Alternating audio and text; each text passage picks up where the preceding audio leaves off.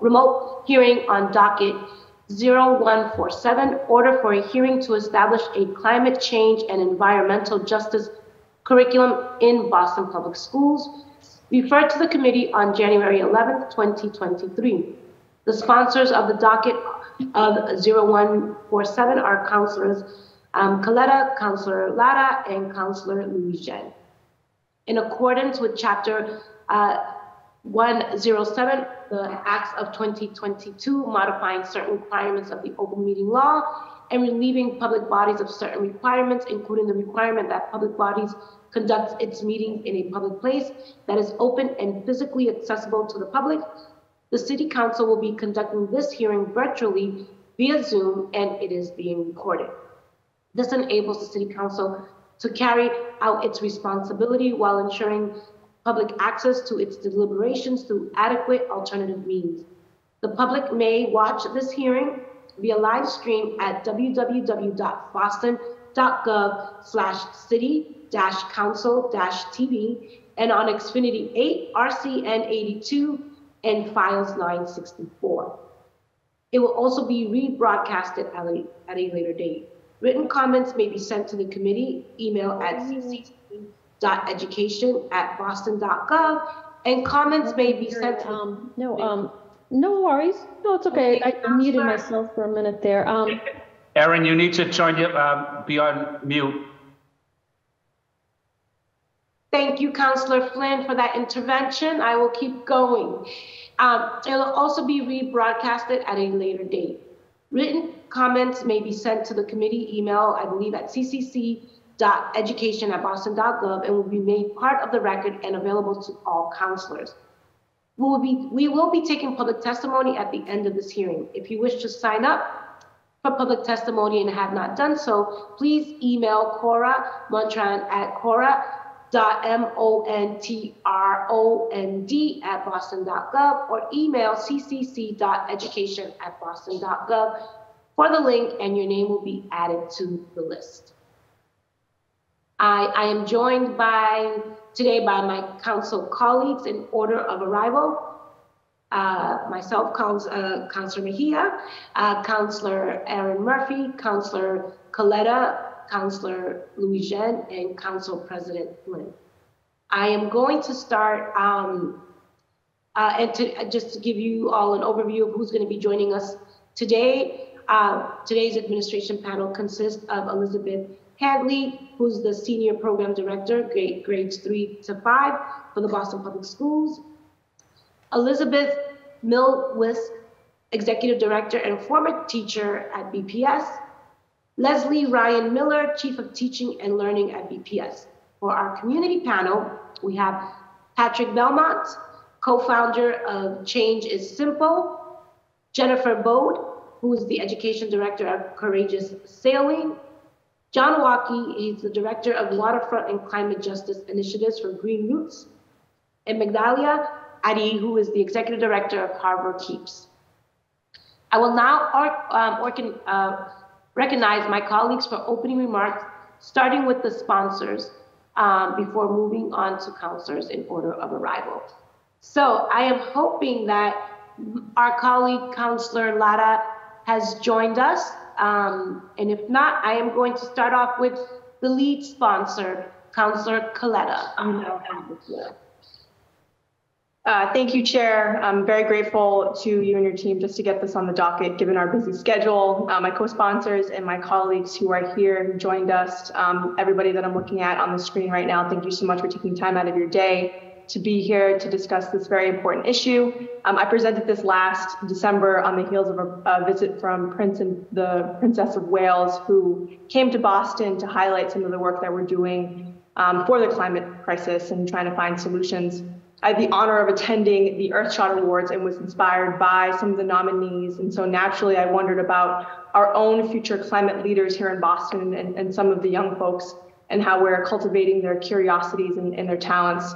Our children will inherit a higher frequency of severe weather events, coastal flooding and storm surge. We already see this in my district, which is landlocked through East Boston, Charlestown, and the North End. Droughts, food insecurity, you name it. Therefore, I think it's only right that we set them up for success with the tools necessary to potentially be the next Earthshot winners, or at the very least locally conscious stewards of our land, our natural resources, and citizens who care about our planet. And so just based on the urgency of this climate crisis, it's important for us to look at exactly what we're teaching our kids through our public schools and to build a standardized framework across the district for integrating climate and environmental science into all STEAM units and lesson plans. Again, really focusing in this discussion, what's happening globally, but trying to tie it back to what's happening locally as well. Additionally, our kids need to fully understand the concept of environmental justice so that the next generations of leaders can easily identify and call out injustices, or when a population bears a disproportionate share of negative environmental consequences. And I grew up in an environmental justice community of East Boston, and there's many across the city of Boston. And so again, giving our kids the tools necessary to be the leaders for future generations is very, very important. It's worth noting in my opening remarks that there was a report that was co-authored by the nonprofit North American Association for Environmental Education. I want to be sure to get that right. That climate change topics are not included in much of Massachusetts curriculum materials or learning standards. They actually ranked Massachusetts in the lowest tier, along with most of the country, with a very low inclusion, is what they call it, of climate change related content in state requirements. It did not take into consideration individual districts, and I look forward to getting into what BPS is currently doing on this front. And it does not get into specific teachers who are going above and beyond. Somebody that I had in my life was my 6th grade teacher who had us look into climate change and environmental justice, and it really set me on a different trajectory and a path to be very passionate about this. And she did it through the lens of East Boston and what could potentially happen in East Boston if we didn't all come together and pool our resources and get something done. So since I filed this hearing order, I've met with the team at BPS, and they were absolutely wonderful. And others on this call on the nonprofit side, just to get a better understanding of where we are at as a school district when it comes to integrating climate science and environmental justice into our curriculums. There is promising work being done by BPS with lesson plans and units integrated and woven into all of the grades, which I hope, again, that they will get into. But there are definitely a couple of opportunities that I saw from my initial conversations, and we can get into it. But specifically as it relates to high school curriculums, the type of rigor they require for our students, how we utilize our nonprofit partners to supplement this work and support teachers, and then at the end of the day, how we're backing up all of this work with resources in our budget. So from this conversation, I'm really just hoping for a table set, meaning to gather all the necessary information to provide a snapshot of what BPS currently provides for from kindergarten all the way up to seniors in high school. I just want to get on the record efforts currently underway by folks in the STEM department to push climate change, science, and environmental justice, and again, identifying resources and quantifying exactly how much is being spent on these efforts. So I'm really excited for the conversation. Thank you so much for your patience with my opening statements, but I've been getting a lot of folks who are contacting me. Why don't we just focus on English and math first? We can do both, right? While also weaving in and integrating climate science and environmental justice into already existing science, technology, and engineering courses. So thank you, Chair, and thank you everybody for being here. Thank you, Councilor Coletta. I will now move on to, I believe Councilor Lada is on her way. So in the spirit of keeping things moving, I'm going to go to Councilor Louis Jean, another sponsor of this hearing order. Councilor Louis Jean, you now have the floor. Thank you, Chair, and thank you to Councilor Coletta for your leadership on this, and thank you for adding me as a co-sponsor here on this very important topic. You know, for those who tell you to focus on math and reading, science is also really important, and our young kids who are often at the lead at these rallies when it comes to climate justice, when it comes to environmental justice, they're leading the way. And so we need to lead the way by making sure that they introduce these climate justice, environmental justice conversations from a young age. There's a WBUR article that says there's a hole in our education here in Massachusetts, and that hole is on teaching our young kids about environmental justice and climate justice. So I think this is a really important conversation, especially here in Boston, where we have so many leading research institutions and universities, so many nonprofits who are centered in this conversation. And we need to, learn how to bring them in better, especially when we're talking about issues of justice and closing gaps. So I'm excited about this and encouraged by the work that we can do here on the City Council, encouraged by the leadership of Boston Public Schools to really make this happen. And I know that there have been similar legislation filed at the state level to really make sure that we are statewide looking at how we infuse our education more with environmental justice and climate justice issues. So I'm looking forward to this conversation and to think about how are we using this as an opportunity to get our young kids excited about how they are not only learning, but they are part of the solutions, how they can be part of the solutions to the problems that we face, that their generation, more so than our generation is going to face. And we can definitely walk and chew gum at the same time. And I think our children are testament to our ability, to our obligation to do both, to teach math and science and English and open up, make curriculum very real to them. And I think the realer you're able to make curriculum to our young students, the more engaged they are, the more leadership we'll be able to really draw out of them. So excited for this conversation and looking forward to hearing from our partners here on this call. Thank you. Thank you, Councilor Louis-Jean. I am going to call on now Councilor Murphy. You now have the floor. Thank you, Councilor Mejia. And thank you everyone for being on this Zoom, this call here, and to the sponsors. As we all know, education, it gives our children the tools they need to change their attitude and behavior. We can't expect our young kids starting, all as young as kindergarten all the way through high school to form, opinions if we're not giving them the correct information to make those decisions, not just inside the classroom, but also outside the classroom. I don't need to tell anyone on this call that we know education and knowledge, it gives them everyone the power to then make change, which is needed, and motivates.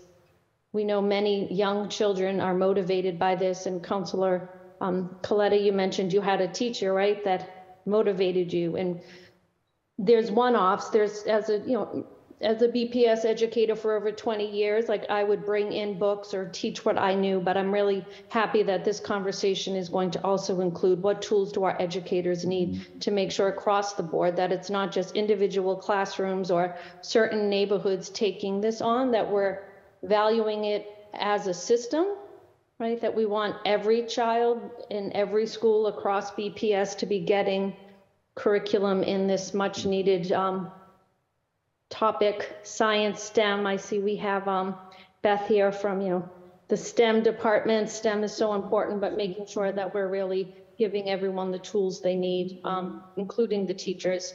So thank you so much for this conversation. I also just want to say the nonprofits, I see Courageous Sailing and Green Roots are on here to play a big role in making sure our kids get what they need. So looking forward to this meeting. Thank you. Thank you, Councilor Murphy. I'm going to move on to Council President Ed Flynn. You now have the floor. Thank you, Madam Chair, and thank you to the sponsors and to you, Chair, for the important work you're doing in this field, but also thank you to the leaders across the city outside of government that are doing tremendous work as well on environmental justice, climate resiliency, educating our young people especially. So I'm here to support the chair, to support my colleagues, but also to learn as much as I can about this subject. Thank you, Madam Chair. Thank you, President Flynn. I believe that Councilor Lara is going to be joining us in a second or so, so I'll just occupy a little bit of space and share some of my opening remarks as well. Wanted to thank my colleagues and the lead sponsors for bringing this idea forward here on the council. I believe it's important that we teach our BPS students about the potential risks to our planet, and the implementation of a curriculum around environmental justice is a great way of ensuring students are well aware of these opportunities to build a more climate resilient community.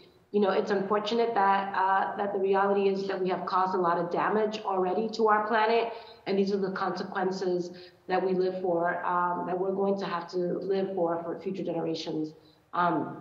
When it comes to the conversation of climate, I think, and I'll just speak for myself, as a person of color, really understanding environmental justice wasn't something that I learned until later in life. Actually, probably 4 or 5 years ago when I started running for office is when I was first introduced to climate justice issues, because it is a conversation oftentimes of privilege, of people who have access and time and energy. But the people who are living the realities, who are impacted the most, are the least informed about what climate justice is all about and the impacts of what it looks like when we're not well versed. So I think that for those folks, especially our little young ones, that we have an opportunity to introduce them to climate justice and building climate resistant communities at a younger age, so that they're not in their 40s and learning about why the world is coming to an end, right? So I think that this is really an opportunity to be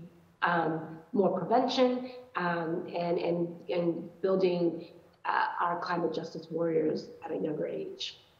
So I just want to offer that as a really great entry point, and what better way to do so than through our Boston Public Schools, where we have an opportunity to really not only say that we are climate justice and we're building the Green New Deal, but that we're including young people in what those conversations look like and educating them through that process, and creating a curriculum, I think offers us an opportunity to do just that. So I just want to thank my colleagues for bringing this to our committee, and looking forward to not just having a conversation, but really figuring out what we need to do to move beyond the conversation, and looking forward to supporting the leadership as they guide through this process. And I'm hoping, and I'm not sure if my colleague, Councillor Lara, has joined us, but in the spirit of being respectful and moving things along and not holding people hostage, I am going to turn the conversation to our first panel, which is the administration. And for the record, please state your name and title before providing your testimony. And I ask that you keep your testimony to no more than 5 minutes. And we're going to start off with Elizabeth Hadley, the Science Program Director, grades 3 to 5 for the Boston Public Schools. You now have the floor. Hi, Councilor Mejia. Is it actually okay if we have Leslie Miller go first? Actually, I will, before we do that, I just wanted to note that we have been joined by the second co-sponsor, Councilor Lara. So I'm going to give her an opportunity to do opening remarks before we dive into the panel. And then, yes, we'll start off with Leslie, as you suggested. So, Councilor Lara, we are just wrapping up opening remarks. I just did mine, so you now have the floor.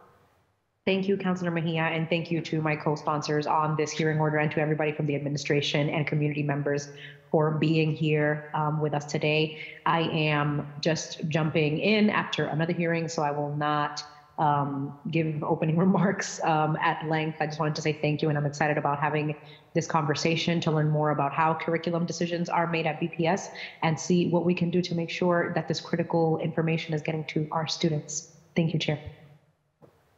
Thank you, Councilor Lara. So we're going to begin with Leslie, Chief of Teaching and Learning at BPS. You now have the floor.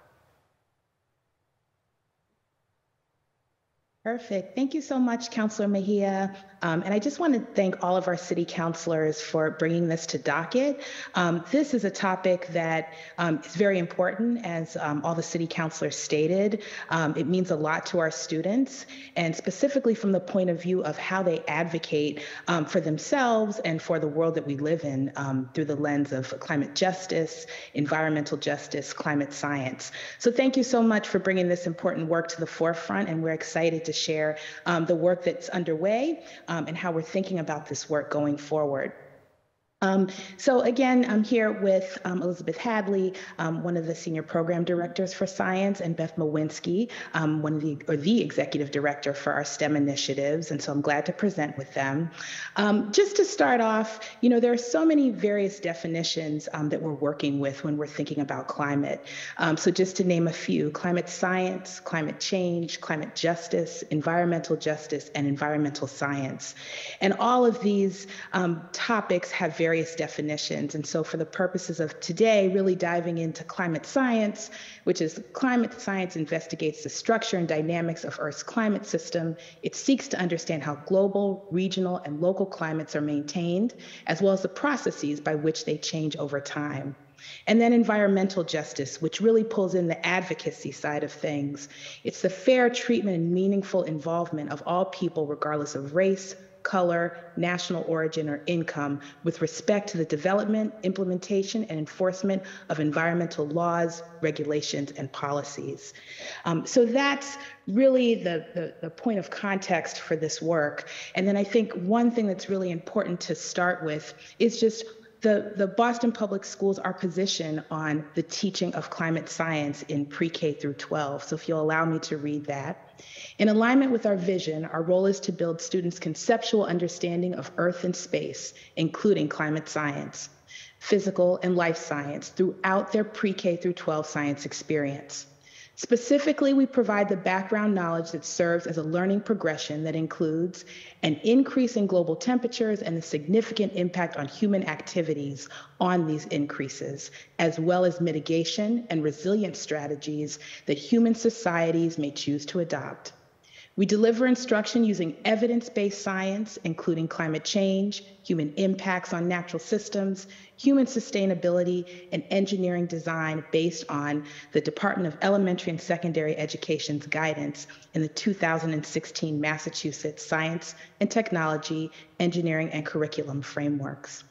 We engage students in the science and engineering practices in order to build their capacity to draw conclusions and use their own discernment. So one of the things that I think is really exciting about this work is that there are a number of places where the topic of climate science and environmental justice appear across our pre-K through 12 curriculum. And as we move towards being an inclusive district, one of the things that we are working on with all our schools is ensuring that our classrooms are using high quality instructional materials that are district supported.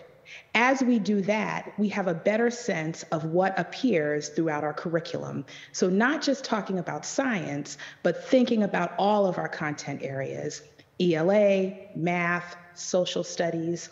And so one of the things that's incredibly exciting about this work is that there are places where certainly Beth and Elizabeth will speak to where it appears specifically in our science curriculum, but much of this information also appears across our curriculum in ELA, in the humanities, in history.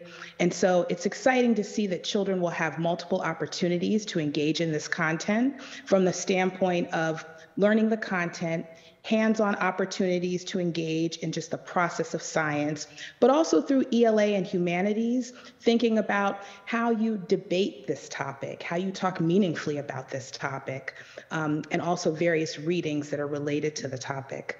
So it's the interdisciplinary work, I think, gives our children even more opportunities to engage in the content around science learning, climate change, and climate and environmental justice. So that being said, I'll pass it on to Elizabeth as she'll talk more about specifically where we see this work in our science curriculum. Thank you very much. Thank you, Leslie. Good afternoon, everyone. My name's Elizabeth Hadley, and I'm currently a science program director for BPS. My primary focus area is grades 3 through 5 science, so that's upper elementary. And I just came from teaching pre-K to 5 science for 13 years in BPS. And I believe that this has helped me develop an understanding of the developmental progression of the science standards across early childhood and elementary school.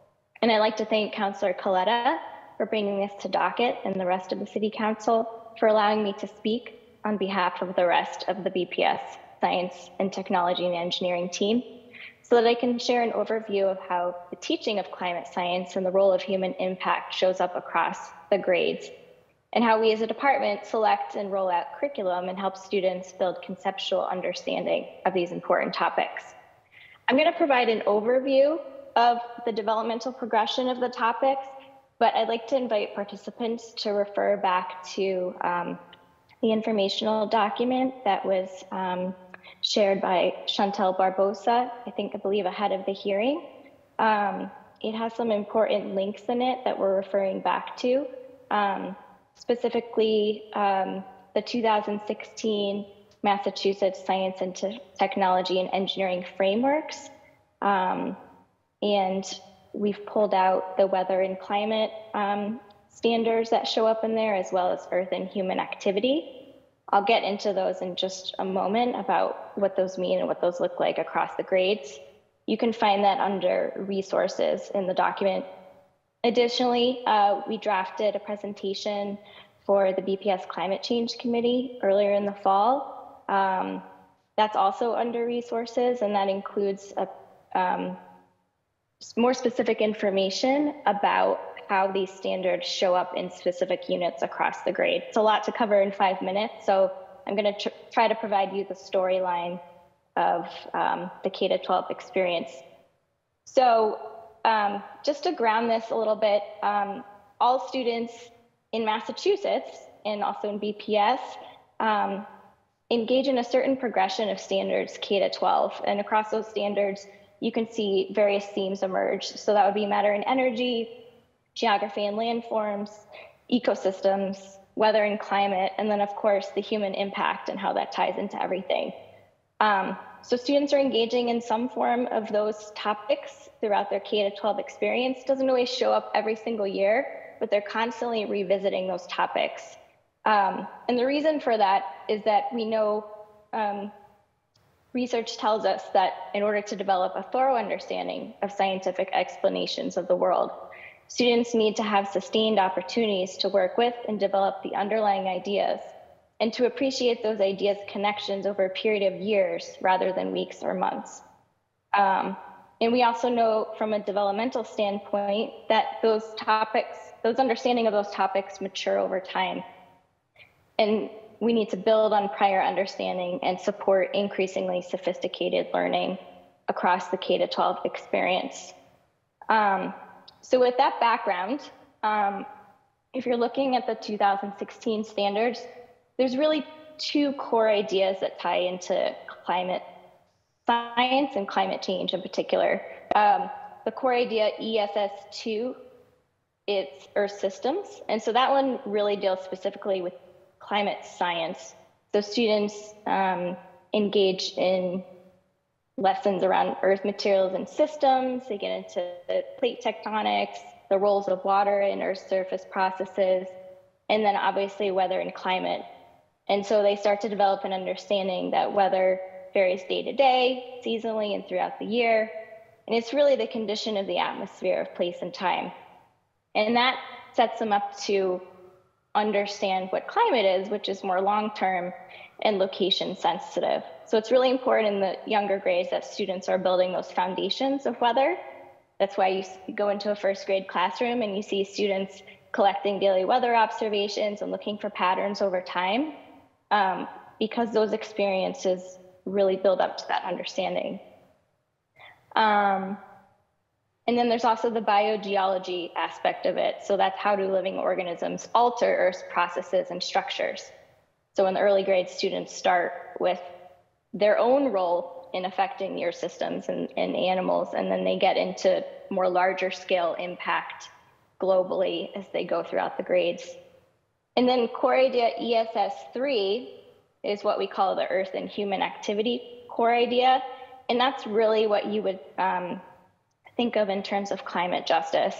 So in that core idea, students learn about natural resources and natural hazards, and they get into the human impact on our systems, as well as global climate change. And so specifically, if you're looking at the global climate change piece of it, by the end of grade 2, students, according to the standards, are not really engaging in an understanding of climate change, but they are developing the understanding of weather that leads up to that. And then in grade 5, students start to learn more about how global temperatures are continuing to rise, and that if we don't do something about it, humans and other organisms will be affected in different ways. By grade 8, students dig deeper into that And so they start to get into a deeper understanding of climate science and what engineering capabilities have to do with that, an understanding of human behavior and how those can be applied in decisions and activities that we as humans make. And then by grade 12, students are starting to look at large-scale climate models, and they start to see that human impact is indeed great, but additionally, so too are humans' abilities to be able to model, predict, and manage current and future impacts. So that's really the key piece that we want to pull out of it, is because there's an agency sense in that. And so you can see that science and technology and engineering is essential to both understanding impacts of climate change and to inform decisions about how to slow its rate and consequences. So that's sort of a K-12 snapshot of the standards. And as Leslie presented earlier, our position on the teaching of climate science in K-12 and BPS, I like to also ground it in our vision as a department. We believe that every BPS student at every grade engages in culturally affirming, high-quality science experiences. They will graduate to become critical and capable citizens who make informed decisions about the challenges that confront society. And so we really use that to ground our work as a district in terms of how we select curriculum to meet the standards that I just outlined earlier, and how we deliver it to students. And so a little overview of how that works in our district. We are beholden to the Mass State standards, and that is what dictates the curriculum that we select for students. So anytime we're choosing curriculum to present to students, we first see if it's standards aligned, first and foremost. And then we look at whether it includes the key criteria that's included in high quality science instruction. So that would be, is it phenomena-based? Does it also include the science and engineering practices? Because we want to engage students in those all the time. Is it culturally relevant? And does it include those disciplinary core ideas that show up in the standards? And to assess curriculum, we use a research-backed tool called the EQUIP rubric.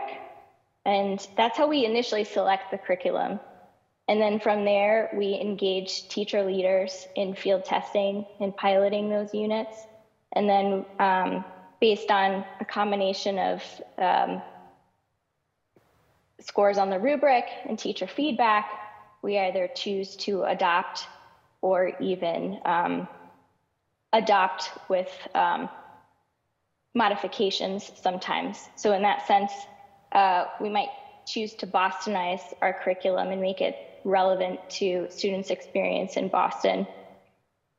So that's an overview of how we select curriculum to meet those standards. And I'd like to pass it to Beth Malewski, who's going to share a little bit about how we expand the teaching of climate science and climate justice in an interdisciplinary way across the district.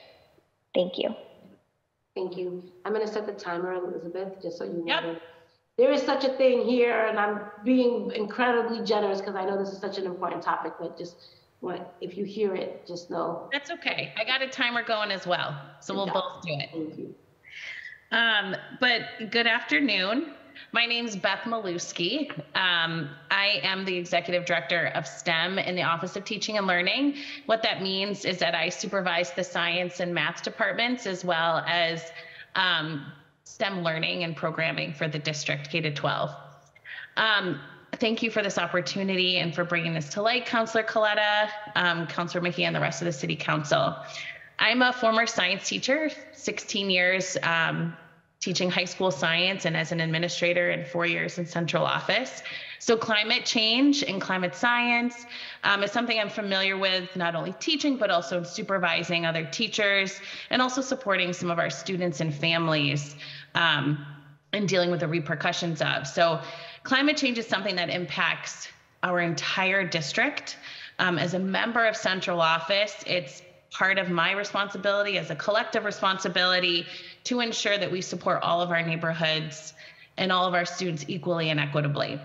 As you know, our Boston neighborhoods are dealing with things like gentrification, especially in Roxbury, which is our highest point in Boston above sea level, proportional high numbers of students with asthma as a result of transportation pollution, traffic, construction pollution, healthy food access, green space, et cetera. We can keep going. And so it's our responsibility to make sure that is brought to fruition for all kids. So like STEM, which is very interdisciplinary, climate change and environmental justice are also interdisciplinary. So therefore, understanding the topics requires a collaboration amongst all of our content areas. Currently, you'll find content topics and standards across the BPS content departments. On the document that we shared, there's a link that's titled Interdisciplinary Units. I'm sorry, my son just woke up from a nap, so he's on the floor. So I'm just gonna keep going. And so linked in there, you're gonna see a bunch of interdisciplinary opportunities across the content areas where they're focusing on climate change and environmental justice. For example, in grade 1, through our pre-K curriculum, the focus curriculum, students explore our Boston community through weather and climate. Grades 3 in social studies, they're learning about the national parks and exploring environmental stewardship using the Cornerstone curriculum.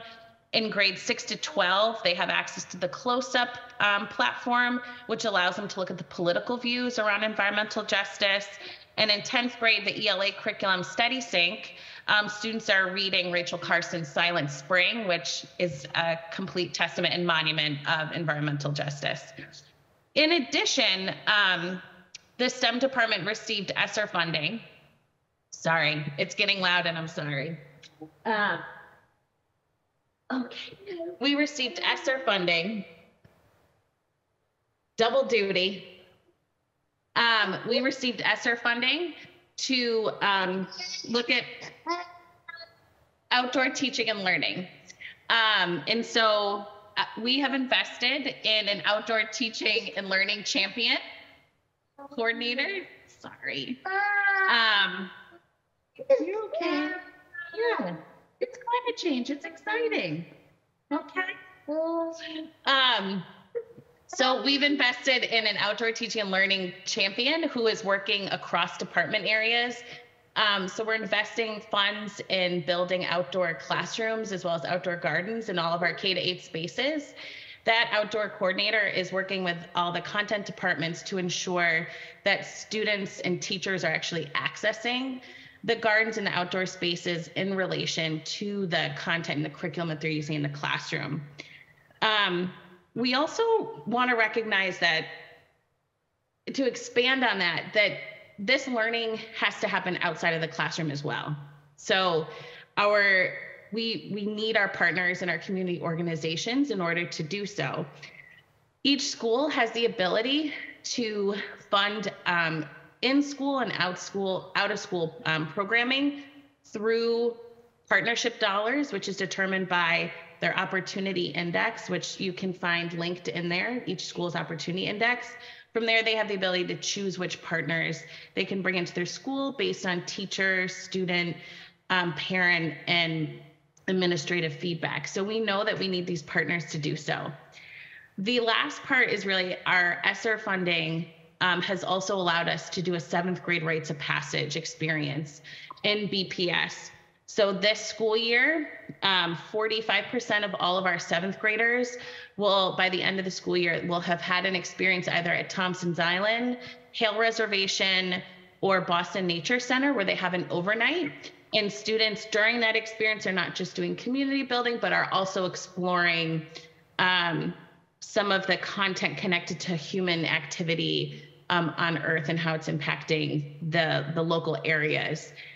Our hope is that next year, at the end of the ESSER funding, 75% of all 7th graders will have had that experience, and hopefully with continued funding, the following year in 2025, 100% of all 7th graders will have had a rites of passage experience.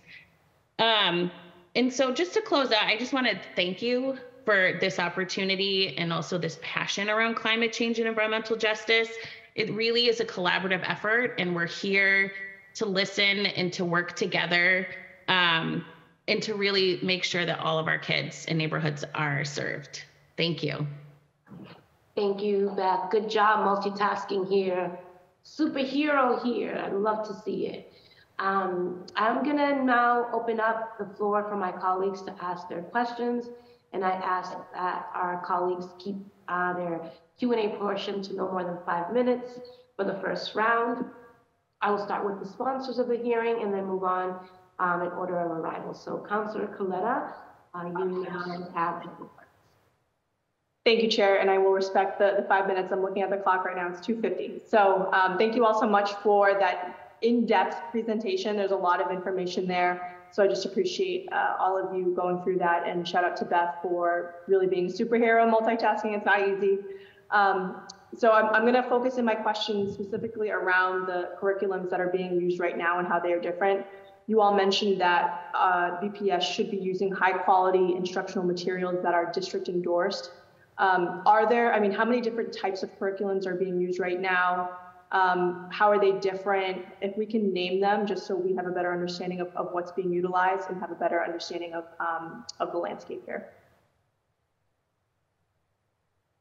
That is a great question. Currently, on the document, you can see there's some information around how many schools are using our district endorsed curriculum. I'm gonna start naming some off, and then Elizabeth and Leslie, please help me out.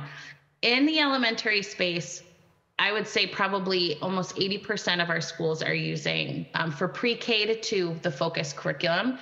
And then as far as science is concerned, they have access to FOSS, We Engineers, and the Smithsonian STC units. So in the upper elementary space, you'll also find FOSS, Smithsonian STC. Some schools are utilizing Amplify as well. And then once we get into the middle school, we also have in 6th grade, some schools utilizing Amplify. And then our district endorsed curriculum is Open SciEd. In the high school, you'll find a variety of curricula. We have schools currently piloting Open SciEd. In the high school space, some schools are using some of the older material, which is, active physics, living biochemistry, BSCS. And then there's a lot of teacher-generated curriculum that you're gonna find in science. Did I leave anything out? Nope, I think you pretty much covered it, from my end at least. Yep, agreed. Thank you. Is there a specific curriculum, and I know that it varies per grade, but is there one that really is the gold standard that we should be using across high school, middle school, and elementary school? I know somebody had said something about Amplify, and that's one that I've heard from teachers is very easy to use and provides academic excellence and rigor. But is there one specific one that you would recommend if we were to move forward with just one standard?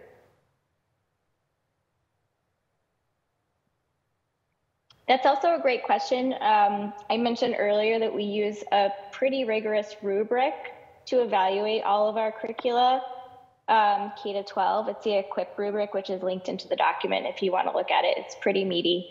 But using that rubric, we have evaluated the FOSS, sorry, let me back up.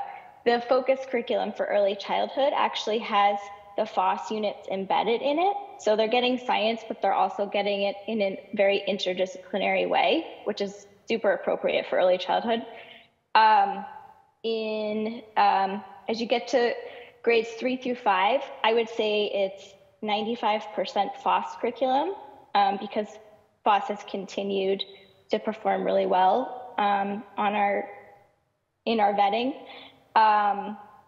We're actually piloting, we're going to be piloting 2 new life science units for 4th and 5th grade. So those might eventually replace even the STC units that we're currently using in 4th and 5th grade. And then Open Syed was field tested and piloted for middle school, and now that's in full adoption. And that was also vetted using the rubric. And currently, Open Syed is being field tested at the high school level. And they'll be finishing that up this year as well. That's great. I would say, just to add on to that, Open Syed in middle school has been rated highly on Ed Reports, and it's been rated and really reviewed in its entirety. I know that Amplify has not been, it's been rated and it is highly rated. It hasn't been rated for accessibility. And so we are looking also at getting into the Open Syed pilot as well in the elementary space, 3 to 5. But currently, I think it's really hard to find a one-size-fit-all curriculum in science for our district that really meets our standards around the Massachusetts state standards, which are a little different than the NGSS standards, as well as looking at it for cultural relevance. Thank you. And I think I'll get into the field test that you mentioned. I believe it's at Madison Park in the second round. But the last question I would just love to push out during this round is that from your own data points that you provided, and thank you again for sending that, it looks like from pre-K to grade 5, it's about 94% of students, which is excellent, who are engaging in district endorsed curriculum. And then it shrinks down from 94% to 73% in high school from grades 9 to 12. I know that you mentioned folks in those grades read Rachel Carson, Silent Spring. That was another major point in my life where I realized that this is something I'm very passionate about. But why is this so much lower? What do you contribute that to? How are we working with high schools to expand access to high quality EJ and climate change curriculum across the district? I think, go ahead, Leslie.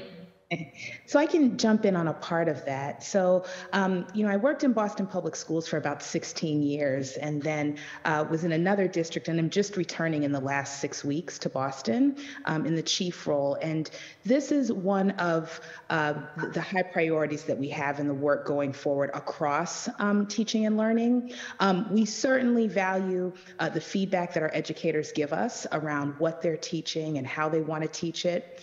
There is, though, a standard that we want to set in terms of making sure that all children have access to these high quality materials. And a couple of things that this does for us. One, it ensures if a child goes from one school to another school that they have access to the same content.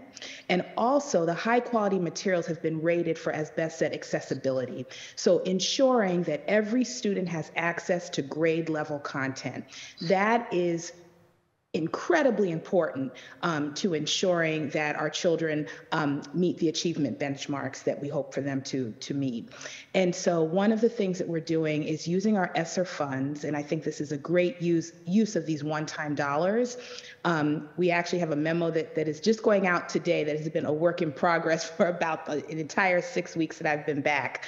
But it is around how schools access these materials, and the district will take on the cost of paying for the materials. And then the other piece that's really incredibly important is the high quality materials is one piece, but then the teacher professional learning is another piece to make sure that the curriculum and the materials are implemented with fidelity, and that teachers feel really comfortable implementing the material. So that's a huge focus of the work of the Office of Teaching and Learning, is around actually adopting the materials, getting the materials here and in the hands of our educators, and then providing professional learning and support to support them with the implementation of materials. So that is, I think that was the first part to your question. I think you had another part, Councillor Coletta. We can leave it there. I'm over time, and so I want to defer to the chair and go to my co-sponsors. Thank you so much. Councillor Collette, I just wanted to offer additional grace. You are the lead sponsor, so if there's something if you wanted to just follow up, I'm more than happy to create that space. Thank you, Chair. The last part of that question was just how are we working with high schools to expand access to high quality curriculum, but I think you answered the question, which was the ESSER funds through these materials, and then the professional learning and support. I don't know if there's anything else you wanted to add to that. I think that's it. I don't know if Beth or Elizabeth. Thank you. Thank you so much. Thank you, Councilor Coletta. Moving on to Councilor Latta, you now have the floor. Thank you, Chair. Is Councilor Louis-Jean not here? Councilor Louis-Jean is. The second lead sponsor? Okay, sorry, I have it in a different order here. Councilor Louis-Jean, you now have the floor.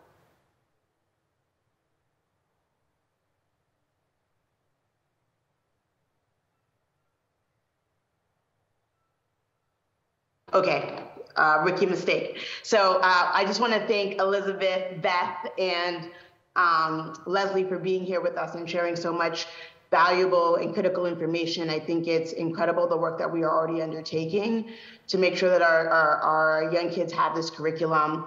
Beth, in your multitasking, you shared some incredible information about our kids and access to outdoor teaching and how the district now has an outdoor teaching and learning champion. And in visiting our Boston Public Schools, one of the things that I really love to see is how our schools during the pandemic got really creative with the use of outdoor space. You know, one of the things that I sometimes get saddened by is that our schools, oftentimes there isn't this big campus for our young kids to really have space in the outdoors to explore, to get outside. So if you can talk a little bit about, talk a bit more about what that has looked like and how we can further support the outdoor teaching and learning champion, whether it's funds for building more outdoor gardens, which they've done in some schools, or thinking about building out space for our schools to have more outdoor space. If you could talk a bit more about that. Absolutely. That's an exciting thing. And I'm going to correct myself. She's our outdoor teaching and learning coordinator. Okay. We have teacher champions. So one of the things that the ESSER funds has allowed us to do is in year one is work with a couple partners, one of which is Green City Growers, and the other is City Sprouts, is around the revitalization and maintenance of current and existing outdoor learning spaces and gardens. The next set is to actually build, and to build so that we can ensure that every K-8 building has a space. So there's two things that are really happening. We're working in collaboration with the facilities department and they've done an amazing job of really going from school to school and looking at each space and looking at potentials and possibilities, any roadblocks, anything that needs to be done or really kind of thought about. And then our outdoor teaching and learning coordinator has been meeting with each school to really talk about what they're in their communities, to really think about what's their vision for this space and how do they imagine using it, as well as working with the content teams. And she started with the science department in looking at opportunities within the curriculum to actually get everyone outside. There are outdoor teaching and learning champions that have been identified at schools. So some of the funding is going to that for those folks who are really going to own this space and ensure that their community is really using the space and that they can monitor and really kind of take a look at how it's being utilized, if any repairs need to be done. Because, during the summertime, it's hard when everyone leaves the space, is to make sure that any repairs that need to happen can happen, or that, any additions that need to be added can happen as well. So that's how, that's a good chunk of our funds are really geared towards those spaces. And I think we have been able to budget it through so that we will hit every K-8 space. I think one of the areas that would be amazing to look at is how do we then bring that up into our 7 to 12 spaces and ensure that 7 to 12 have the same access to outdoor spaces, because it's just as important as far as gardens are concerned, but also like the learning spaces as well. So that's something that we've been working on with facilities to look at, but also, you know, as a city, it would be amazing to just invest and continue to invest in those spaces. And, you know, once ESSER runs out. Yeah, I mean, that's part of my next question is, you know, a lot of these, what you've mentioned, and if you have an exact dollar amount for how much we as a city have been allocating, I think that would be helpful for us to know. But yeah, is there a plan once we no longer have the ESSER funding, which, you know, even Leslie spoke to sort of the creative things that we've been able to do. And I always get wary about what is our plan for these dynamic initiatives that we're introducing to our young kids once we no longer have that money, that federal money. Yeah, and that's something that I think we can get back to you with, is what that's something we've done some research on and are continuing to look at, especially as we're, you know, breaking ground on some of the spaces and really meeting with the schools, is looking at what is it going to take to maintain those sites forever. Yeah. And keep them up and running. So I think that's something that we can definitely get back to you on. And it sounds like to me that there should be some synergy here between the work that you're trying to do and the Green New Deal for Boston Public Schools, that really thinks about what our facilities should look like, what our students deserve, and how we're building for the future, embedding that directly into our curriculum. So I see some shaking heads. I don't know if any of you all have given thought to how that synergy, how that's going to play out, and how you've been thinking about it. You know, the one thing I'll add, Councillor Eugene, is that as we're building new facilities and they're in line, you know, with the higher environmental standards, our buildings can really serve as teaching tools for students as we show them the ways that our buildings are more environmentally friendly. And so some of the, you know, going through the process of the Green New Deal, we've been working with a consultant to talk about what are we looking for in our classrooms? How do we hope that our school buildings will look in the future? And one of the things that we've been shown is actually buildings where when you have like the heat and airflow coming into the building, it's actually marked on the facilities. And so children can see like how the air comes through, how it integrates with the cooler air, what happens. And so I think that's just one more way, in addition to being more environmentally friendly, we can really use these new spaces as teaching tools for our young people. So that's really exciting. Yeah, I love that. And I love us being like very intentional about the design, for us to be thinking about teaching. And then I think maybe close time, but I'll keep going until you mentioned, Beth, that we're working with facilities to really continue to build out what these outdoor gardens and outdoor spaces can look like. And I think, especially as we're talking about creating these curriculums for our young kids, Youth Build has been doing a really great job, nonprofit, of helping a lot of our schools and nonprofits even build out these gardens and these outdoor spaces. And Youth Build is a lot of our Black and brown kids around the city who are taking sort of that leadership initiative in building our city, but also in thinking forwardly on these issues. And so wondering sort of what, if BPS has been thinking about how we can partner with Youth Build and facilities to design these outdoor spaces and to think about our built environment, and bringing our young people in very intentionally to think about what our built environments look like as we are trying to address climate justice issues. We've been, as we've met with some of our partners in supporting this, we have been talking about how we can bring kids in, like Youth Build and the Green Ambassadors program as well, into this to make sure that we're actually vertically aligning so that there's experiences K0 to 12, not just as far as like classroom and content is concerned, but also, programming as well as out of school work opportunities and employment opportunities as well, so that our students are also seeing this not just as something I need to know about and vote about possibly, but also as potential careers, and ensuring that our Black and brown students are also represented in those professions as well. So it's something that I think we have talked about, but that we wanted continue discussing and going into more detail on. Love to talk more about it. Thanks, Beth. I think that's really important as we are trying to gear our students into thinking more about these green jobs and looking at the institution and structures we have. So thank you. I have another question, but I will reserve it for a second now. Thank you. Councillor Louis-Jean, as you are one of the co-sponsors, you are more than welcome to ask your question now before I move on to Councillor Lara. Okay, thank you. Question is really about the feedback that we've been getting from students.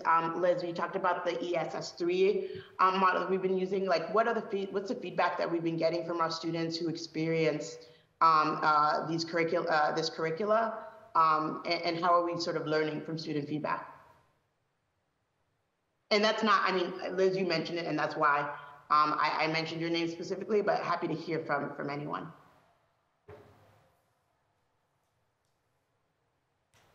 Oh, sorry. I mean, I can't speak on behalf of every student, but, you know, as we start to think about how to make our curriculum culturally relevant for students, something we're thinking about, and actually it's part of our racial equity planning tool that we use to inform everything from curriculum choices to programming within BPS. And stakeholder voice is an important part of that, including students. So that's something we're thinking about incorporating as we select and continue to roll out new curriculum. I mean, I will say from my experience as a teacher, seeing teachers in my building engage students in agency projects around these types of topics has been really powerful.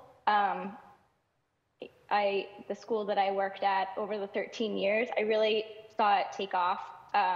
You know, I could see the topics that I was presenting to students in my science classes and how they were applying them in ELA in terms of writing persuasive arguments around personally meaningful topics to them. And, you know, engaging in civics opportunities as well.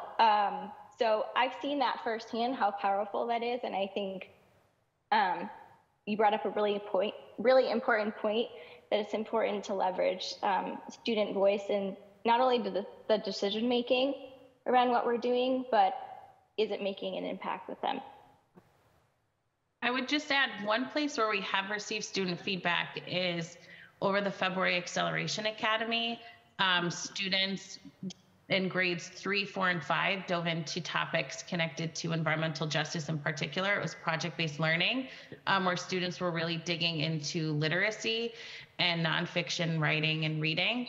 And the feedback that we received over the past 2 years has been very positive, where students have enjoyed engaging with the particular science standards that they were, and being able to use science, like technology, but also to develop a plan that could impact their community.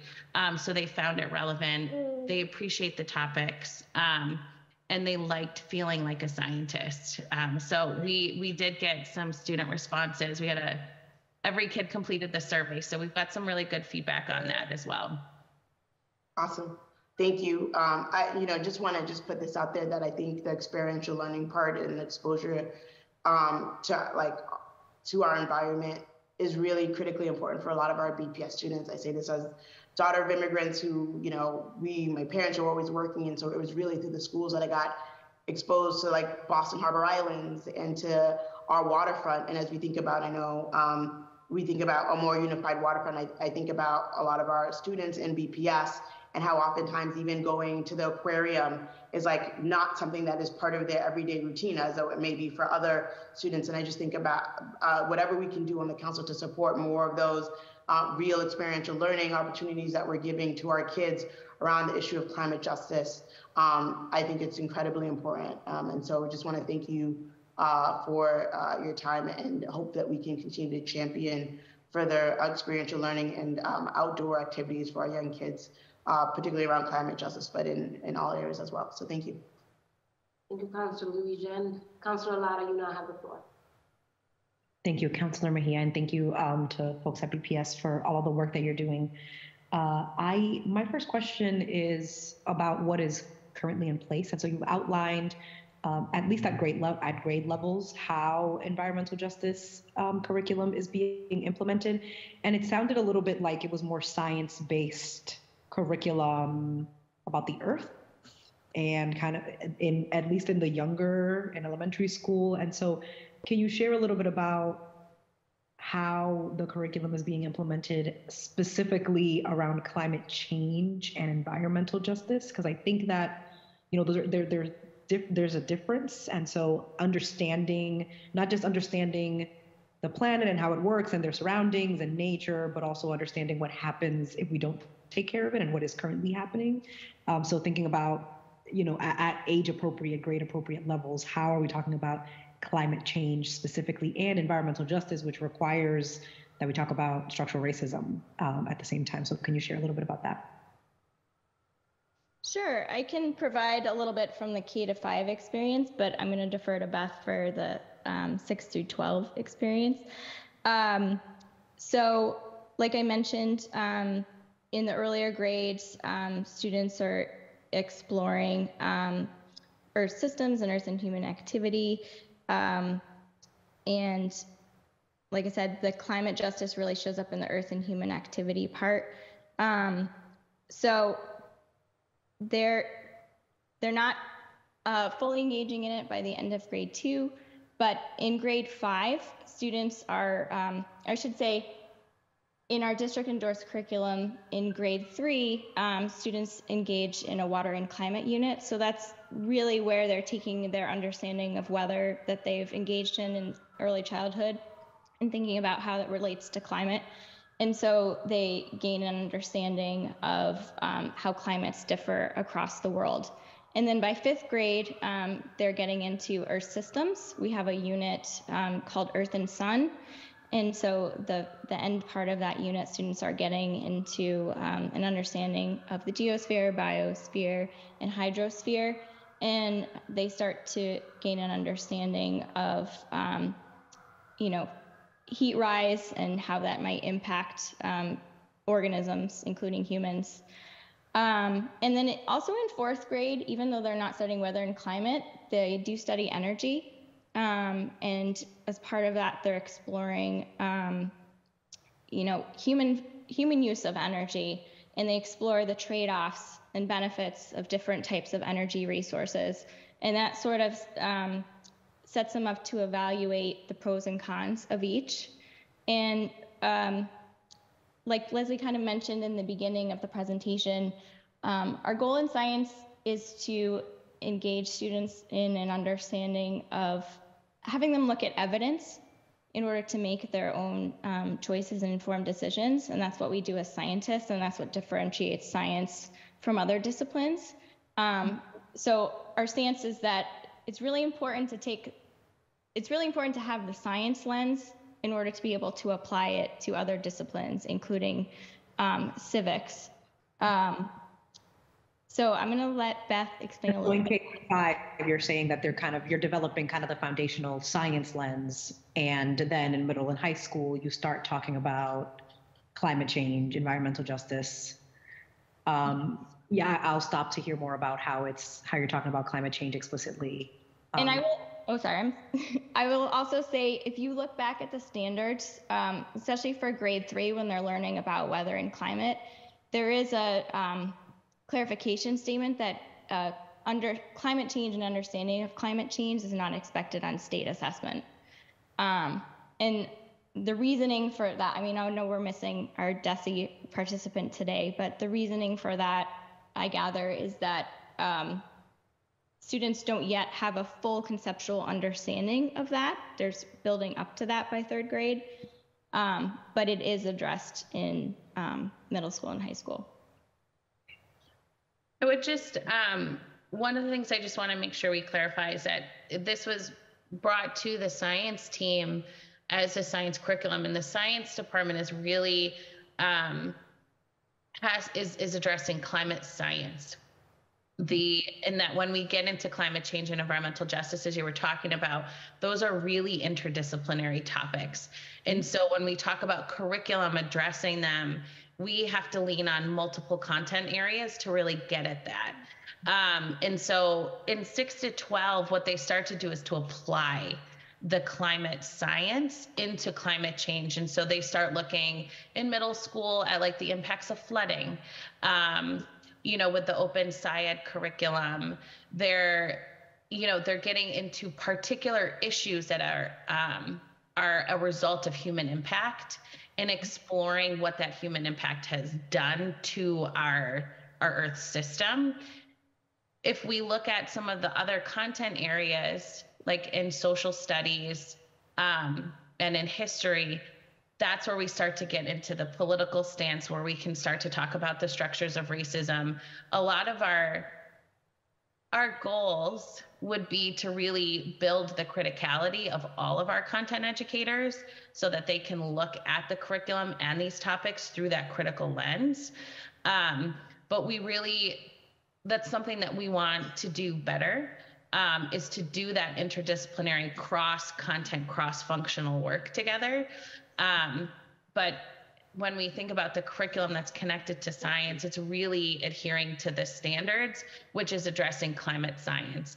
And then in the older grades, the application of climate science and those standards.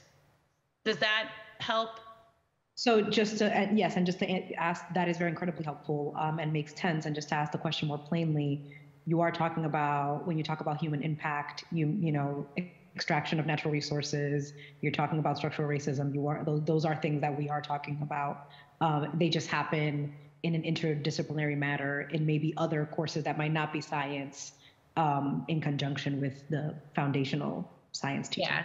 Yes. So in ELA, they have there's writing units where they're looking at environmental justice units. They're SFL, systemic functional linguistics, which is something that a lot of our schools are adopting.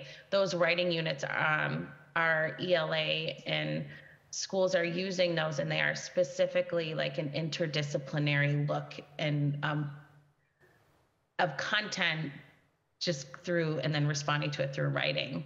And then in social studies and history, you have your civics action projects that are hopefully happening in 12th grade. We'll hopefully get there. And then, in 8th grade as well, where we can start to map out and look at how students are getting prepared for those. Mm-hmm.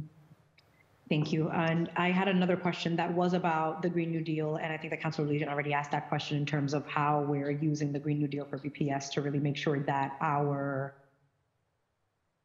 infrastructure and our buildings are lending themselves to this kind of education. And so part of my interest in the environmental justice curriculum is not just about ensuring that our students who will be most impacted by the impacts of climate change in the future are well versed on what climate change is and what causes it, but also so that they're being prepared early on to become leaders in the field. And so a lot of my entry point and what I would like to see, and the question that I have, and maybe I'm not even sure if somebody here can answer it, is really about our vocational schools and environmental justice, like our vocational schools preparing our students, whether it be in solar energy, renewable energy, right? So I am curious about how we're using our vocational schools as training centers, or for this clean energy as a response to climate change. So it's not just that they're getting the education, but then they have the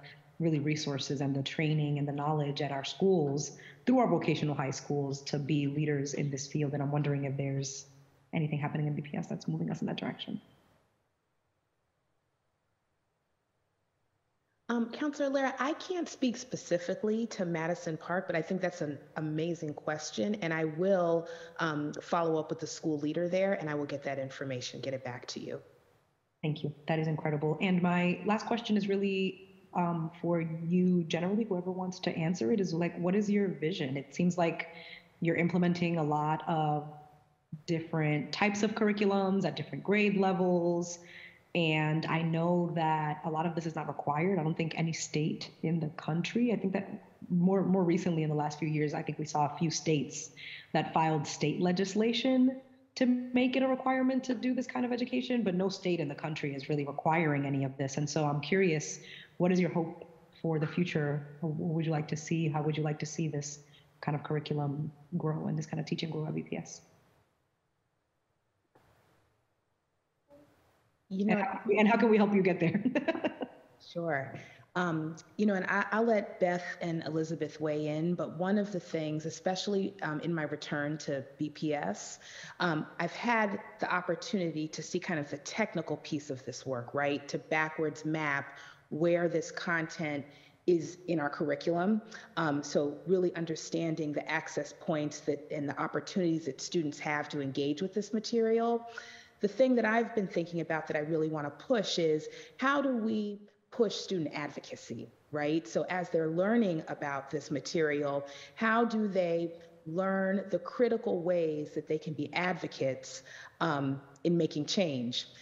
Because that's a huge amount of the learning. And so that's just something I've been thinking about. And I think that it's certainly happening in pockets, but that's something that really should be district-wide. And so how do we make that part of the learning accessible to all? And how do we prepare our teachers to engage with students in that way, to teach them that type of advocacy? So that's just something that I'm thinking about, and I think a next step for the team to consider. Beth and Elizabeth, I don't know if you want to weigh in at all. Yeah, I mean, I just wanted to add too, you know, going back to thinking about the science and engineering practices, we really want to teach students to think and act like scientists. And that's what engaging in the science practices is all about. I'm sure there's many of us in this webinar right now that probably grew up with science instruction where it was sort of just delivered to you. It was content to remember. And that's not really meaningful. So we're constantly going back to those practices and engaging students in those so that they can become change agents, so that they can become engineers. And we also just want to emphasize too that, you know, that can't be done when students have limited time for science. So the state dictates, or I should say, puts out proposed minutes of science that students are supposed to have every week across the grades. And it increases throughout the grades. They're supposed to be having science every day. So that's really something we're trying to advocate for, is just more time on science, because more time on science means students are engaging in these topics, engaging in these practices, so that they can grow up to fulfill those roles that we know are so important. Thank you. Thank you. Councilor Lara, I just wanted to... I don't have any more questions, Chair. Thank you. Okay, great. Thank you. Just wanted to make sure that we're good to move on. I'm going to move on next to Councilor Murphy, then followed by Councilor Flynn, and then I'll have a few questions of my own. Councilor Murphy, you now have the floor. Thank you. And thank you to all my colleagues before their questions.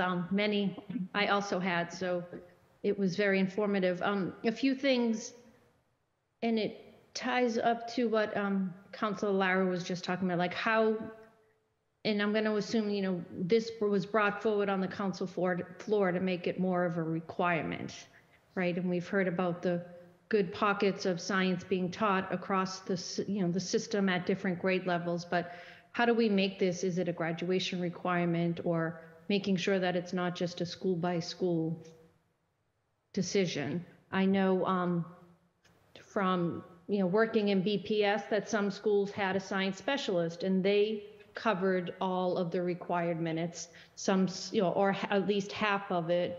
Many teachers, you know, BPS on now knows that scheduling and fitting everything in, you were just saying that that's the hardest part of your day, making sure you're fitting in everything you need to teach. And many times teachers would incorporate their science lesson into their writing or reading time, right? So how do we make sure we get it, not just trying to check off a box, but that it's really like taught on its own, is something I think, you know, we really need to push for. And it was also brought up about ESSER funding now, which is great. We've had several hearings on different, funding that BPS is using ESSER funding for, and, this concern of the cliff, that when the time is up and the money is gone, are we falling off a cliff? And then how do we make sure and ensure that all of these wonderful things we've used the money for can be sustained in our, regular general budget? So making sure that when it comes time for the budget season also, right, that we're advocating that maybe more money is in the regular budget so that it's not this cliff of, what do we do after?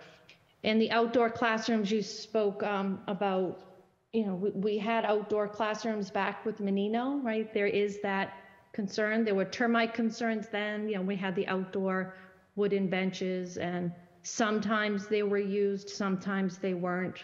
There was questions about who needs to upkeep them or not. So glad to hear that it seems like there's a different setup and that need or that want to make sure all schools have access to some sort of outdoor classroom. It wasn't always science. You often saw even my own students sometimes went out with clipboards and used it for writing time, but making sure that we also think outside the box. And I know a lot of the nonprofits who are on this call also, like, how do we make sure if it's ESSER funding or regular funding to tie in our city is full of outdoor classrooms in the sense of, Thompson's Island, Franklin Park. We have so many outdoor spaces.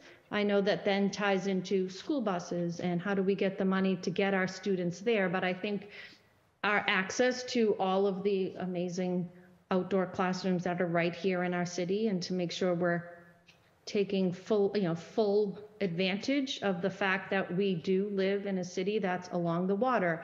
Many of our students have never been on a boat and gone over to one of our islands, right? It's just such a wonderful opportunity. Sometimes in a certain grade, maybe it's fourth grade now, like there would be funding to have them for a one-time field trip, or the second grade field trip to the science museum, right? Every second grade classroom is, given that opportunity. How do we make sure that it's more than once, and these kids have more of an experience? And so my really only question is, how do we make sure that these investments aren't just during this ESSER time where we can advocate, okay, there's extra money, this is what we need, and how do we make it more of a permanent thing in our system? And I think some of that is the value, right? We kind of have to make more people buy in. This council clearly has bought in. And I know the mayor has, and I think, we've talked about the Green New Deal and tying in the buildings and everything. So how do we just make sure that this isn't something that a few kids, the last thing I also will say too, you mentioned about many teachers do their own, teacher generated materials, which I know so many do an amazing job and spend a lot of time outside of their, regular day preparing those science lessons that are really hands-on, and many do share, which is great, but then how do we make that across the board, right? So that's my concern, that you could walk into a school in, a certain neighborhood or wherever, and maybe you'll see a wonderful science lesson, but that's not a BPS across the board lesson being taught. So how do we make sure that those pockets of great learning are happening at all of our schools? So I'll just end it there. And if anyone wanted to speak on any of those questions or concerns, not in a negative way, just making sure that we're advocating on our end, if it is a temporary funding, that we keep it going. I think those are all great points, Councillor Murphy. And, one of the things that we're trying to be really intentional about with the ESSER funding is using the ESSER for those big one-time purchases. So for instance, the purchase of curriculum materials is certainly not cheap, but once we do it now, we won't have to do it for many years to come. Also thinking about the outdoor gardens, hopefully using the money to build the infrastructure, and then later we're paying for the upkeep and the maintenance. So we've gotten past the big one-time first expense and then continuing with maintenance. But certainly it's a concern. And I am thinking about this as we build a budget. I'm already thinking about next year's budget and thinking about a zero-based budget and what are the things that we're going to continue to fund. I know we're going to have to make some hard choices, but certainly, any advocacy for continued funding would be really helpful. But I think in terms of now, so that the cliff doesn't feel as steep, again, making those big one-time big purchases and hopefully the maintenance of materials and needs won't be as expensive. To the point about just consistency across our schools, this really speaks to the high quality instructional materials, knowing that every child has access to the same standards-based grade level information. And so that's why we're continuing to push this. And this is not because we don't believe in the teacher generated materials. We know that educators are working incredibly hard and they're coming up with some great work. And that work we want to share across the district. We actually have an Office of Teacher Leadership that really focuses on the sharing of those best and effective practices across sites. So we want to continue to do that, but we want that to be supplemental to the core information and curriculum that all of our kids and students should have access to. And also, I would like to add along those lines too, speaking of alignment to curriculum, myself and another colleague are working really closely with our teaching and learning coordinator in conjunction with facilities to really build out our outdoor teaching and learning champion program.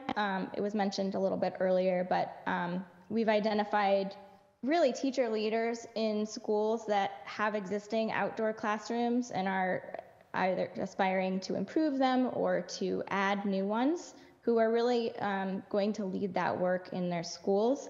And as part of that, we're thinking about how do we build sustainability at the school level over time. So we're thinking about structures for maintenance at the school level. We're thinking about how do we build a culture of outdoor teaching and learning within the school. So it's not just the science teacher taking the students outside. And as part of that, my colleague and I are also thinking about, where are the points in the curriculum where science teachers can take students outside, and how do we make teachers feel comfortable going outside, but also deliver the science content outside too. So there's really many moving parts there that we're trying to think about so that it's really an all-inclusive experience for all students. And we're trying to capitalize on the good work that we know teacher leaders are already doing across the district in terms of how they're maintaining their spaces, how they're leveraging partnerships, how they're really delivering the curriculum using the outdoors as their classroom. And that's really exciting work too. We're kind of building the plane as we fly it a little bit this year, but it's really exciting to see where the work takes off. And as part of that too, we're also thinking about community partners that are so instrumental in that work. So Beth mentioned, Green City Growers and City Sprouts, who are our main partners, but we're also thinking beyond that, everything from the Arnold Arboretum to partnerships in East Boston as well. And thinking about it in terms of, a really regionally specific sense. We want to engage the partners that are around each of the schools in order to make it sustainable and also meaningful to those schools. So that's something we're trying to grow as well. Thank you.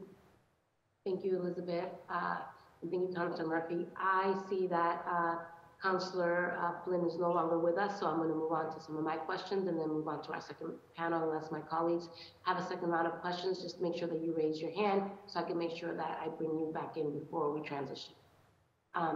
So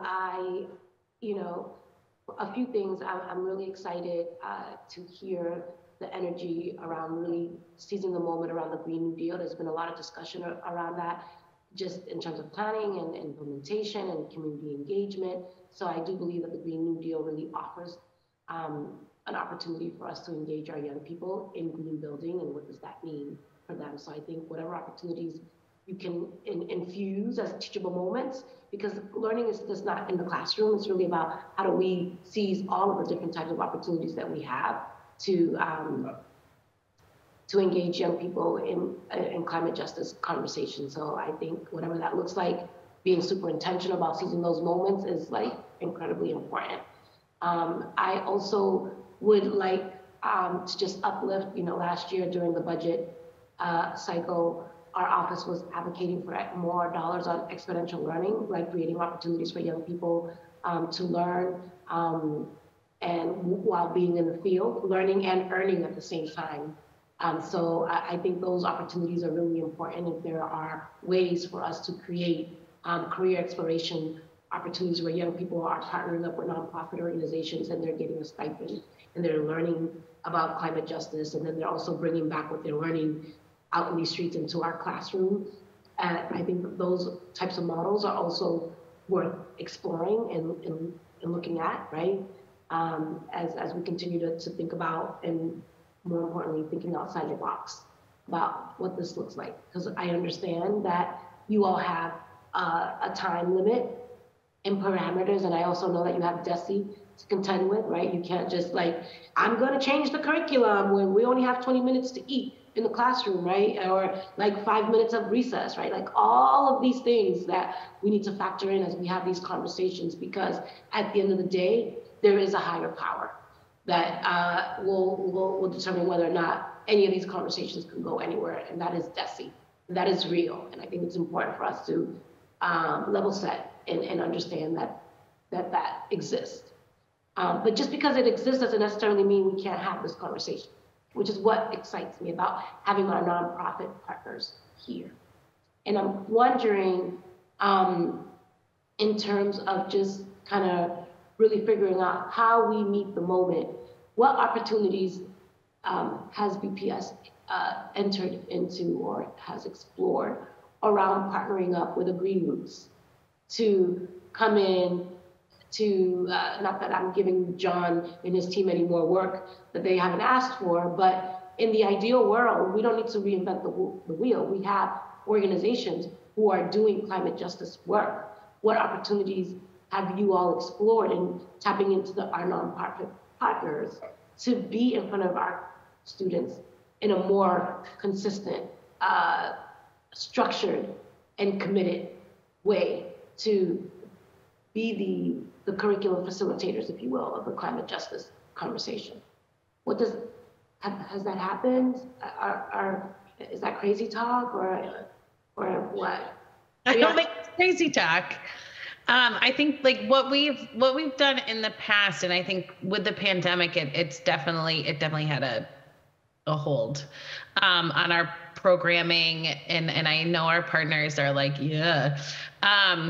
is that one of our goals when we think about STEM programming is really how do we communicate the opportunities to the schools, because they're in charge of choosing the partnerships and that they decide to invest in as far as those dollars are concerned. And so one of the things that we really want to do is try to map out a little bit to what Elizabeth was talking about, was mapping out what's available in your neighborhood into your region as far as the ability to actually travel and to go to different places. I know courageous sailing, it may be really difficult for a school in Mattapan to get, all the way up there consistently. But it doesn't mean that there may not be another partner that could do something similar and have the same opportunity for the kids as well. And so I think that's something that we want to do now that, we have kids back in schools, we have teachers, we want to keep our teachers, that we can actually start to really explore with our outside partners and really start to map, what is your capacity? Where can you go to? And be able to communicate that out to schools by neighborhoods and by regions and by topic, even more importantly, because some of our schools may want to just focus on robotics, or some of them really want to go into environmental justice and really get into, climate change. So it really depends on the school community. There is that autonomy around schools choosing partners, but we want to make sure that we're allowing them to make an informed decision with the partners and with their school communities. So I think that that's something that we want to do and would be willing to do. So I appreciate that, Beth, as as a BPS graduate and a BPS parent who worked in the education space before I entered into the world of politics. What I would hear a lot from parents is that we want to do this, but the principal doesn't want to do this, right? And then we would hear from the principal or from the district, oh, we want to do this, but the principal, and so there seems to be an opportunity where if we can set a standard and a guideline that becomes a prerequisite, right? Or something that we are going to hold ourselves to and accountable to, then I think that both from the parent perspective and the district perspective, and that autonomy, which is I appreciate, but I think that sometimes it prevents progress from moving forward. And I think at some point there is an opportunity for the district to set some standards that no matter what type of environment you happen to be in, that there's going to be 80 hours dedicated to environmental justice and climate justice learning for each school. And what that looks like could be a combination of curricula that is instructed in the classroom, or experiential learning that happens outside of the classroom, or in partnering up with an organization, like really trying to figure out like how we can get at this from a number of different prongs so that it's not just one person or one organization carrying all the weight. So I think it's like maybe just setting a standard of how many hours per calendar year should a student have around climate justice instruction, and then figuring out how do you eat an elephant? It's one piece at a time, right? Like how do you parcel that out? And because I think that what I find is that we have all of these great ideas, but then we have bureaucracy and red tape that prevents us from moving the needle forward. So I just kind of want to hear your reactions to kind of like maybe setting a standard of hours for K through 12 that are going to get X amount of hours on climate justice, environmental justice curricula. What would that look like? Even if it's starting off with something like that.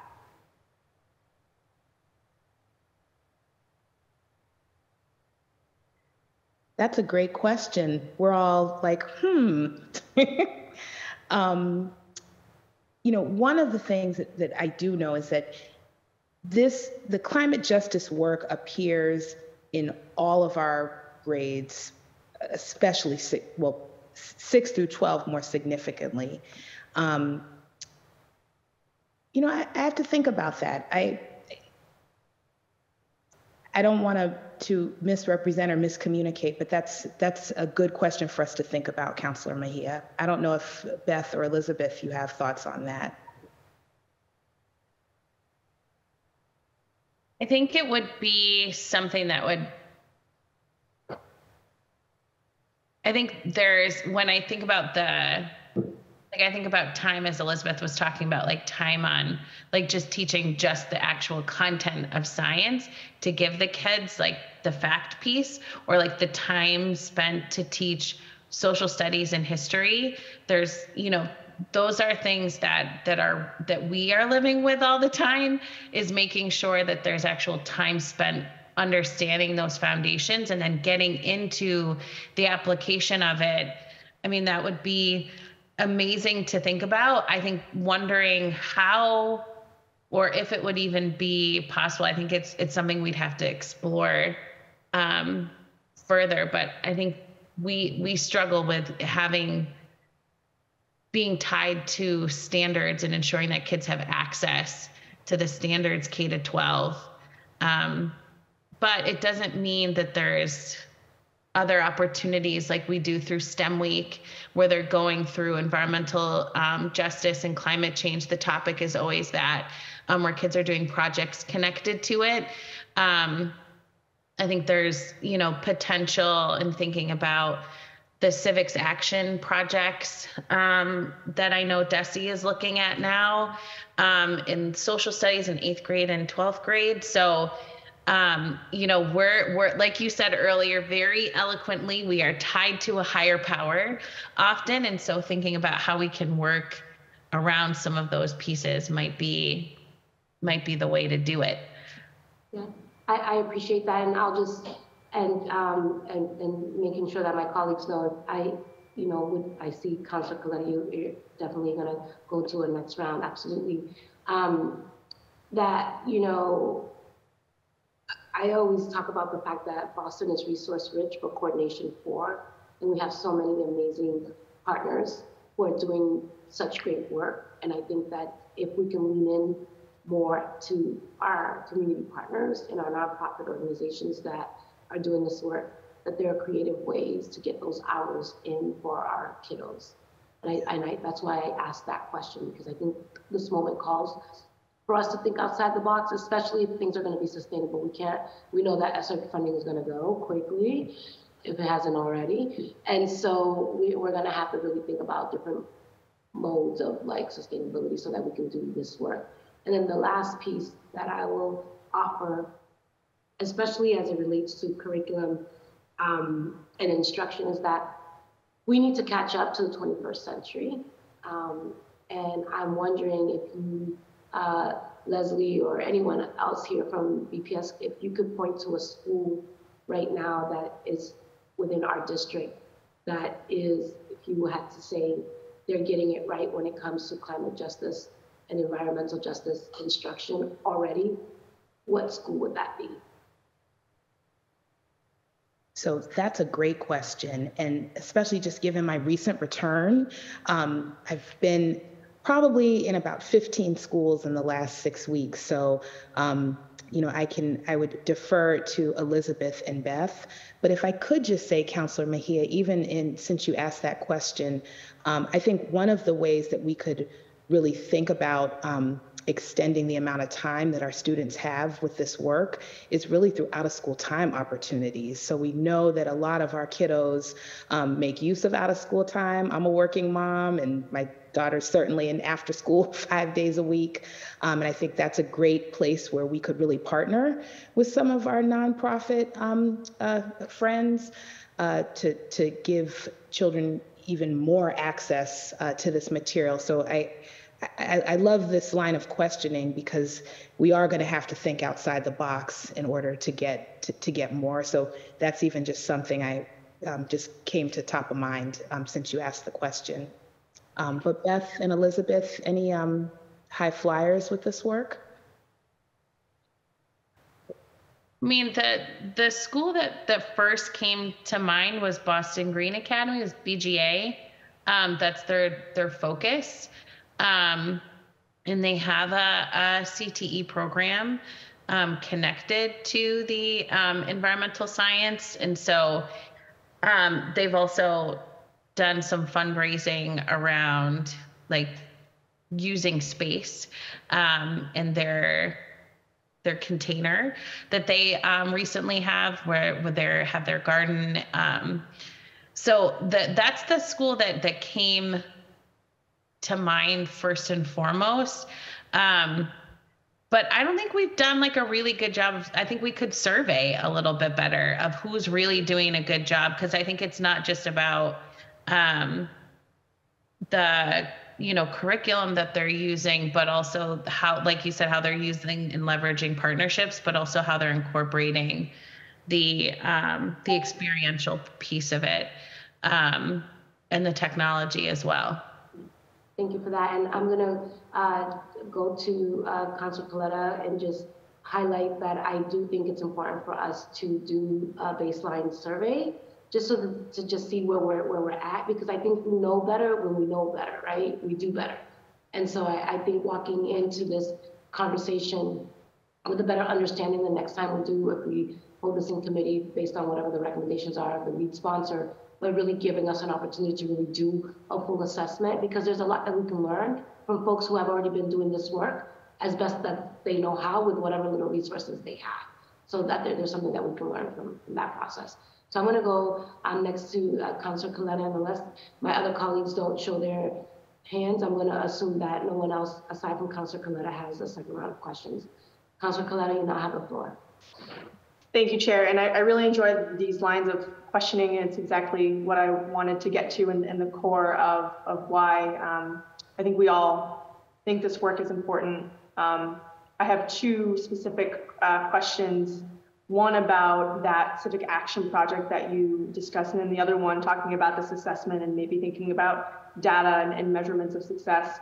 But operating from that environmental justice definition that you mentioned, concepts that highlight social, political, and racial inequities, felt, I think you said it was in the implementation and enforcement of environmental laws and regulations. Like, that is a complex topic for high school students, so it does make sense that that interdisciplinary or interdisciplinary approach through a critical lens is needed, just to be able to apply whatever we're teaching them from K through 8 all the way up. And so I do think it's important that we move on this and integrating the concept of environmental justice into everything that we do.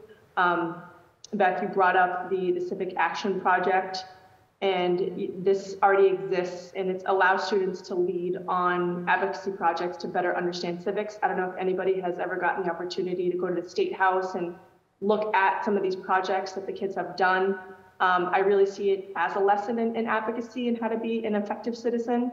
So this might be the pathway to get environmental justice and climate science into BPS. And I think there is a formalized process, correct me if I'm wrong, for the Civic Action Project that can be coupled with this EJ advocacy through 8th grade and then 12th grade. Is that something that already exists?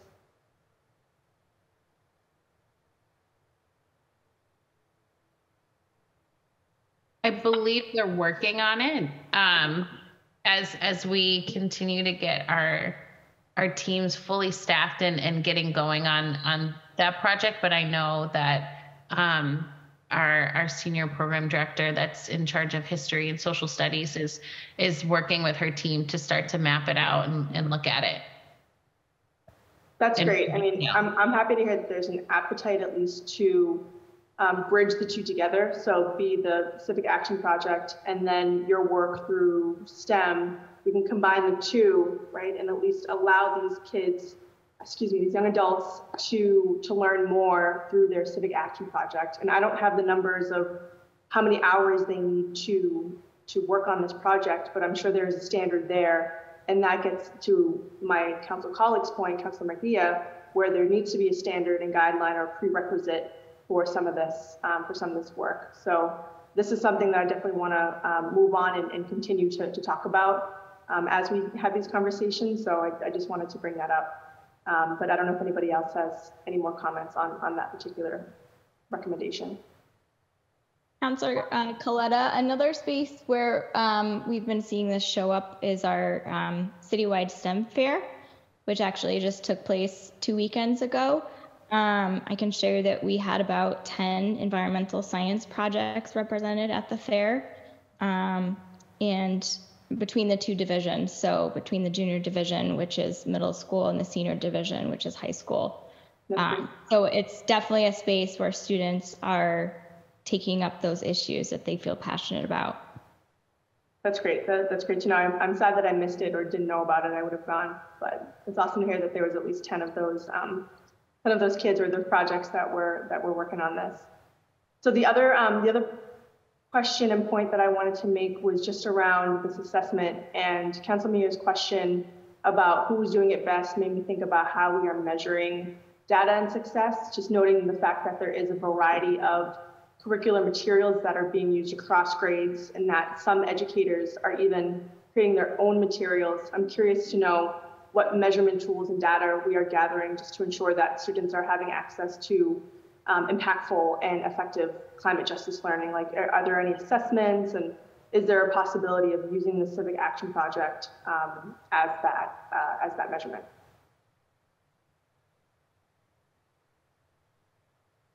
So I think one formative way that we're looking at this is just when we're going into classrooms. So there's a huge shift for all folks in central office to be in classrooms more frequently as we look for equitable literacy. And while we are looking at equitable literacy look-fors, we certainly are looking at who is accessing and using the district-sponsored curriculum, what are they using? So that's some more formative data that we have. And then certainly I think a big part of it is through some of the formative and summative assessments that we give students, just knowing where they fare in terms of really these standards taking hold and them mastering the standards.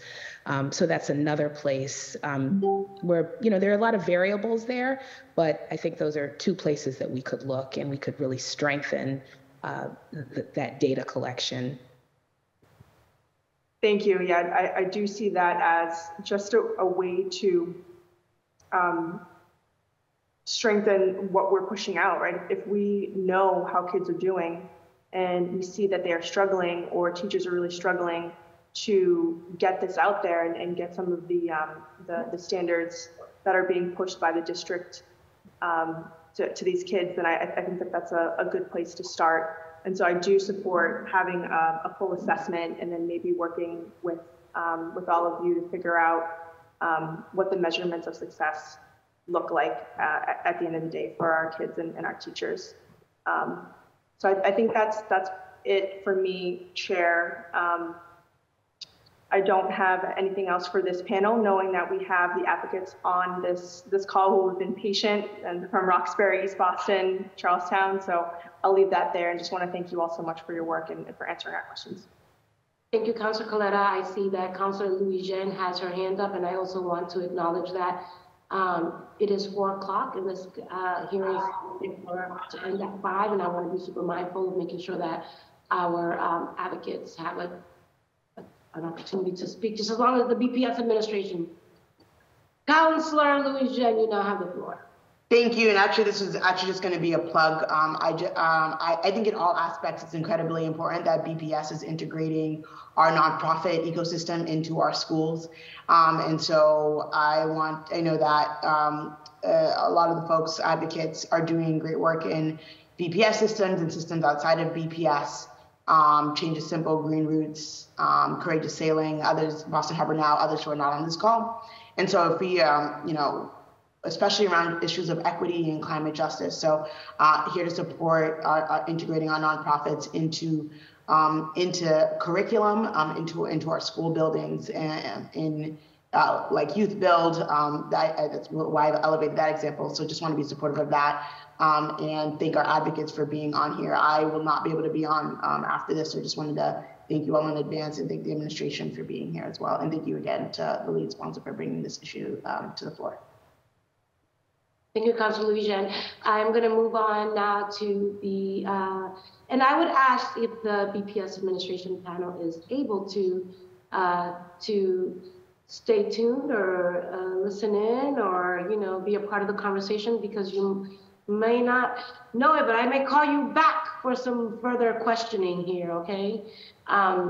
So I am going to move on to our second panel, and I am going to start with Patrick from Change is Simple. You now have the floor and literally 5 minutes.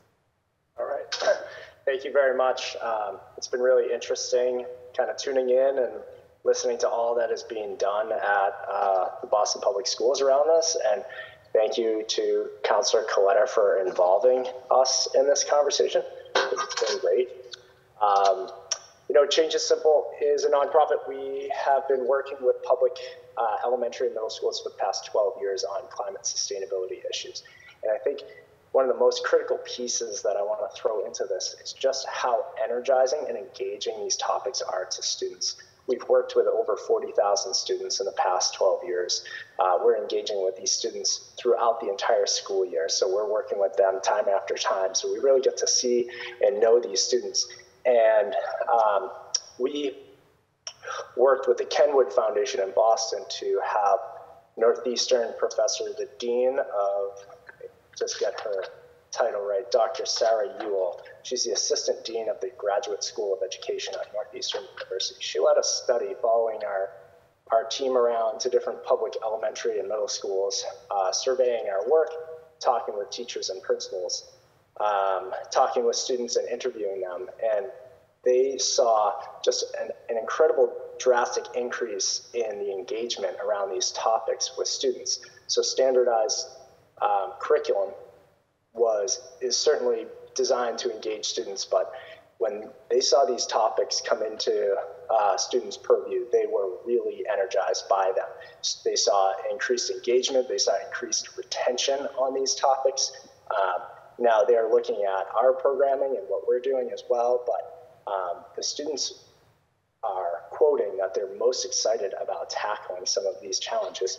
The climate change issue is something that's touching them both from a scientific standpoint, but also from a social emotional standpoint. We're seeing that consistently is they have worries about it, they have feelings about it, and they're developing empathy for animals and other ecosystems that are being impacted. So students really want to be involved in these things, and creating those authentic and real and relevant learning experiences is what we're really focused on. At our organization, we want to bring this to life for kids in any way we can. We have a mobile laboratory, a 30-foot mobile laboratory that we bring to schools to make sure that kids can have these types of authentic learning experiences. And when I heard about this movement to bring climate ed to the schools, I really wanted to reach out, not to be working with the schools necessarily. We are doing some work at the Burke School this year and also at Boston Green Academy, but really to just kind of weigh in on the fact that we've done so much work in this area and we've seen such a drastic improvement in students' engagement. The light bulbs go off in our students when they are able to connect their math and their English language arts learning right into these topics. They're more apt to embrace the content that we're trying to deliver and what the content that the teachers are trying to deliver when it's presented in a way and presented around one of these topics. If we're outside and we're doing math and measurement with kids, they are able to retain that a lot better. If we're building a wind turbine with students, they're able to understand that energy component a lot in a much more profound and meaningful way. Even if they're getting the math and they're understanding it, they're actually understanding it at a depth and with a purpose that is much more significant than just the standardized curriculum. And we really wanted to kind of weigh in on that because we see that excitement from the students. They want to be involved all the way up through high school. We're tracking students that we worked with when they were in 3rd, 4th, 5th, 6th grade, and now they're in high school and they're still energized about these topics. So I think it's a responsibility to all of us to jump into this conversation and help these kids. Not only for us, but I think it's going to pay dividends to our teacher, to our, all of the teachers in our Boston public schools and public schools across Massachusetts, truly, because it's incentivizing kids to learn. They want to do these topics. They're going to retain the material much better. And, the last thing I want to point to is a study about STEM that was conducted by a professor who's now at Harvard. He was at Stanford at the time, Dr. Raj Chetty, and it was called The Lost Einsteins. And it was about how there is so much innovation happening around the world, and we're only getting a fraction of the students that are actually true innovators. So I encourage everyone to maybe do a quick Google search, Lost Einsteins, and read that article that was published by the New York Times. That's my 5 minutes, and I'm really appreciative to be here. But I think the work that you guys are doing is fabulous, and hearing about all that's going on in the schools is amazing as well. So keep it up, and know that we're around to help and provide some of the research and program evaluation work that the Northeastern professors did to kind of maybe guide some of your choices moving forward. So thank you all very much. Thank you, Patrick. I'm going to now move on to Jennifer from Courageous Stately. You now have the floor. Starting the timer. Hey, everybody. Thank you so much to Councilor Coletta for inviting me. This has been, like Patrick said, really fascinating, and it's an honor to be here with so many thoughtful educators and advocates. So thank you for that.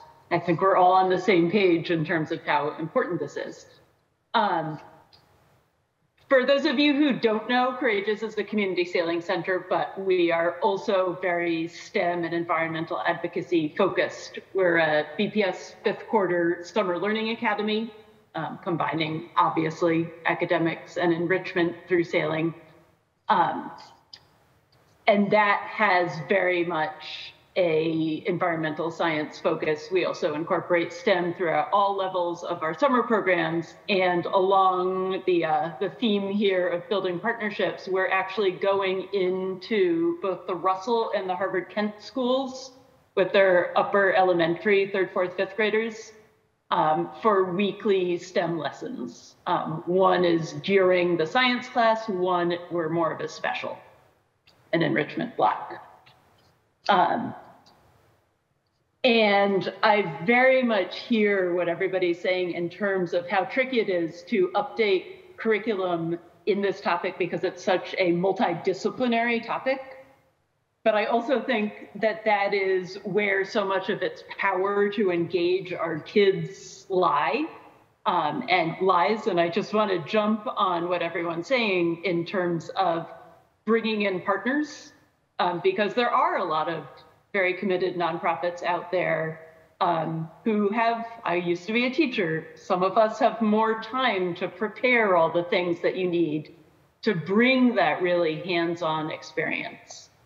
And as Patrick was saying, the kids, regardless of their age, they are hungry for it. Like, this is a topic that really gets kids passionate and interested.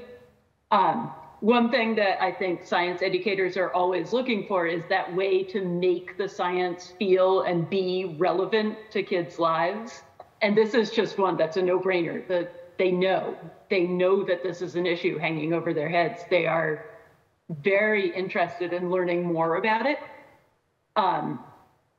And when we made our summer program, our 5th quarter summer program, a little less about learning about environment and water conservation issues around the world, when we made it way more local and environmental justice and environmental racism based, Councilor Coletta got lobbied by some of our kids. They wrote advocacy letters about topics that were important to them locally. And some were, we really need another trash can in this place. But some were much broader and very much climate change related. And once we moved into that realm, I mean, the academic engagement across the board just really, really increased. It was amazing. I'm lucky enough to be able to teach our older kids science, and same thing. I can hold up a photo of the bricks in the Charlestown Navy Yard that they walk over every day with waves breaking over it in the last storm, and I have their attention. And then when they're modeling a way, an engineering challenge, find a way to mitigate sea level rise. Here, go ahead and model it. It's such a natural bridge to critical thinking in terms of environmental justice. Like, great, you've cut up a bottle and made this bubble shield over your house. But when you apply that to real life, like, who's in the bubble? Like, what's your scale? What does this mean in terms of protecting communities and deciding, you know, like you've moved your house to higher ground. Great. Are you going to leave all the other houses, you know, below sea level? So it is a very natural critical thinking bridge that I think is just an important way of getting our kids thinking. And the last thing I want to leave you with is that I sent we have 2 STEM educators now out in the schools. So I had them just ask kids, hey, Jen's testifying at a hearing. Why do you think it's important for you to learn about climate change and environmental justice? And to my surprise, what they answered was, it's reassuring, which is not what I was expecting at all. What they were saying was, otherwise it's just this amorphous threat hanging over their heads. And what they want is real, like, specific hands-on information. And they're reassured and feel empowered by a solutions-based approach where they feel as if there are things that people, and more specifically them, can do to address it. So I know I'm preaching to the choir here, but I think that what we're talking about is very important. That's all there is for me. Thank you. Good job. And you finished before 5 minutes. So I am going to give those 5 extra time over to the next speaker. John, you are lucky. You get extra time and you now have the floor. I'll try not to squander it here. I want to thank all the city council members for their interest in this. Thank the BPS staff. It's been a very interesting conversation, and thanks to Councilor Coletta for inviting me in here. Relative to Green Roots, we're an environmental justice organization, and the whole reason why I'm engaged in environmental justice and in this advocacy work is precisely all the things you've been talking about, of why this is climate change is such, and environmental justice is such a good theme for building curriculum around it, is because it's never the same thing twice. It's cross-disciplinary. It brings in so much stuff. It brings in history. It brings in legal issues, political issues. It brings in science, engineering, all of that stuff, which is so important, not just for education, but for just understanding how the world works and making your education actually relevant. And for the experience we've had with schools, anytime we've brought this before, these topics before any group of kids, the whole concept of kids have a natural ability to detect when something is not fair. So we don't even have to describe that this is an injustice and start scoping out exactly all the ways that they identify it immediately, that this is a screw job and we're getting screwed. And we say, yes, you are, and here's what we can do about it. Relative to the work that is going on right now, I would give a shout out to a few other sister organizations in East Boston, in particular, Pierce Park Sailing Center, Eastie Farm, and Harbor Keepers have been working with the Sam Adams School, and I have participated on a couple of days, education days with them. So an elementary school level, and they've been doing that for a while, hitting on a lot of different climate issues and things of particular relevance to a community that's right on the waterfront. I also want to scratch back into history, and I don't know if folks from BPS may recall this, but in a previous life, I started getting involved in this work through the Urban Ecology Institute, which was associated with the Lynch School of Education out at BC, and Mike Barnett was one of the professors there. And we had an education division that I was not a part of, but was watching it go along, and we had a slew of AmeriCorps Vistas that would go out to all BPS schools, and they were working with science teachers. Over the summer, there was a training program for science teachers to come out to BC, learn some of the curriculum. We worked on EJ curriculum. So I think there was a lot of material there that, in the interest of not reinventing the wheel, of finding out where the bodies are buried, where any of that stuff remains, and where we can make use of it, whether it be relationships or actual curriculum material. I know in terms of actually engaging students in urban ecology science, having students do bird studies in the city and listen to the fact, actually publish science papers which actually demonstrated that bird songs were actually recorded at a higher frequency in the city because the birds were actually adapting to a much noisier background. They were also doing tracking of coyotes and different other school districts, I think in Revere. But there's some of that material that's there that might be recaptured. And finally, I do want to point out, in addition to STEM or STEAM, there's also this concept of traditional ecological knowledge or tech, where we're working currently on some restoration work, actually in Chelsea, where we're trying to apply indigenous knowledge on ecological restoration. And I think that approach is pretty important, as it's STEM, basically a Western mindset that got us into this problem.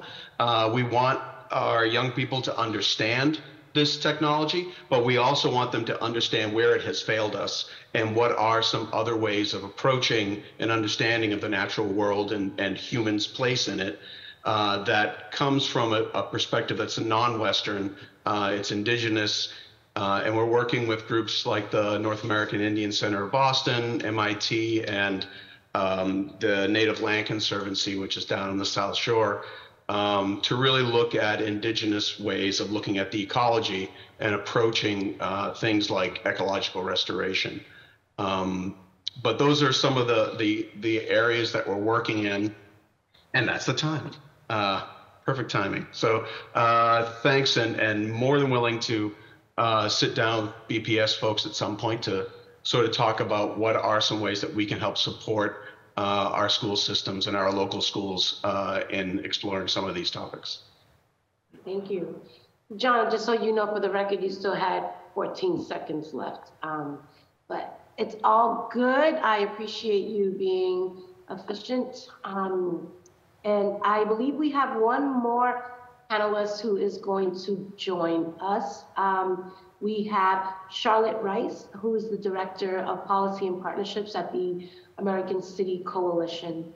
Charlotte, if you're with us, you now have the floor. Yep, so that swapped over to me. I'm representing Charlotte and just TAC in general here at the American City Coalition, which is place-based in Roxbury. So definitely here in support of increasing the STEM education and climate change and environmental justice education in the City of Boston Public Schools curriculum. And then also just supporting some of our partners that are on the call. We do not have, we host programming relevant to bringing communities of color to the waterfronts. We don't have a specific youth-led focus at the moment, but we're definitely in partnership with organizations that do. I know we've worked with Green Roots in the past, so just here really to support them and champion all of this effort. Thank you. Okay, then. That was, you have super succeeded my expectations on time here. So thank you for that. I am going to, in the interest of helping to move us along and make sure that we finish on time, I'm going to start off with our first round of questions. I see Councilor Coletta, you are as the lead sponsor. I believe you're the only one that's still here, so between me and you, we'll cover the other councilors that are not here. So you now have the floor. Thank you so much, Chair, and thank you all so much for your work, your testimony. I'm just blown away by some of the things that you all are saying, and just very grateful for you to spend your time here with us this afternoon. I know it's a lot, and it's been a long hearing, so I loved the testimony by everybody, and thinking about Jen's in particular, about the local focus and how that has motivated some of our kids to get involved, and seeing it in front of them, and being able to visualize what could happen if we don't act with urgency and we all don't work together to solve the climate crisis and prioritize environmental justice. So, and I also love the fact that, what did you call it, a fifth quarter summer program? Is that something that you reached out to BPS to do? Is that something that they reached out to you to do? Like, how did this materialize, and how can we recreate it across the city? Oh, it's there. This is huge. This is through Boston After School and Beyond and BPS. It's a huge partnership. I've lost track of how many kids are involved now, but oh man, way over 10,000. I think 10,000 was a while ago. Okay, well I mean, it's I'm a happy to very, hear it's that. an It's the first time established I've heard program. that It's been verbiage. growing since 2012, and it's still growing. And I do think it's an incredibly powerful one. It's sort of the new model of summer school is less like, yeah, you have to miss out on the fun stuff because you have to go to summer school. Instead, you're going to Hale Reservation, you're playing tennis, you're, you know, doing something and learning in a way that's totally tied together. Right. Well, it's good to just understand that this is something that is there, it's growing. And then as we have conversations during budget season, which is coming up in a month and a half, 2 months, this will be something that I'll be asking BPS about and seeing how we can grow this type of program, because clearly it's making an impact and making a difference in our communities. So thank you for bringing that up and shedding light on some of the work that you do with our kids. I was hoping to go to Patrick really quick and just thank you again for your testimony. You mentioned that you have a partnership with the Burke right now as it currently stands. Could you describe that partnership a little bit more? And then when we had first met and through some reporting as well through WBUR, your work with Revere was highlighted. And so can you walk through what that partnership looks like with that municipality? Sure. So just to go to Burke, this is the first year we're working with Burke. They reached out to us, and in the spring we are going to be we're going to bring our mobile laboratory down there, and we're going to have students working on renewable energy solutions and learning about careers and pathways that they can follow through renewable energy. And we're doing it in really exciting ways. We're going to be building electric cars that the kids can sit in and drive. We're going to build wind turbines that actually produce energy. And we're going to be doing a solar build as well. So they'll be doing that right at our laboratory with our educators and also some professionals from the field, which is our model, and Northeastern University undergraduate students. So that's how our model works. Is we go in with educators and we bring all of the materials and everything that a student would need to experience this topic, and teachers as well. We support classroom teachers with educational materials, videos, resource guides, ways of creating conversations in their classroom with students.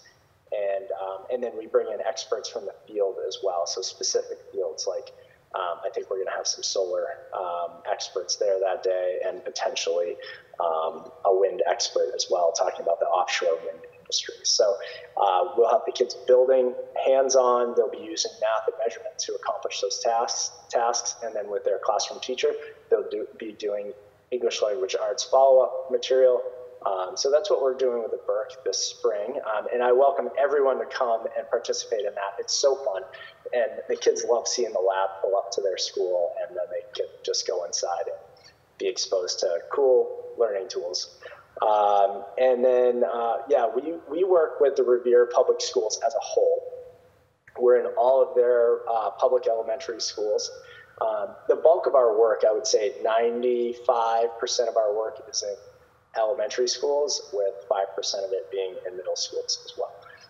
Or maybe 10% of middle schools at this point. It keeps going up every year.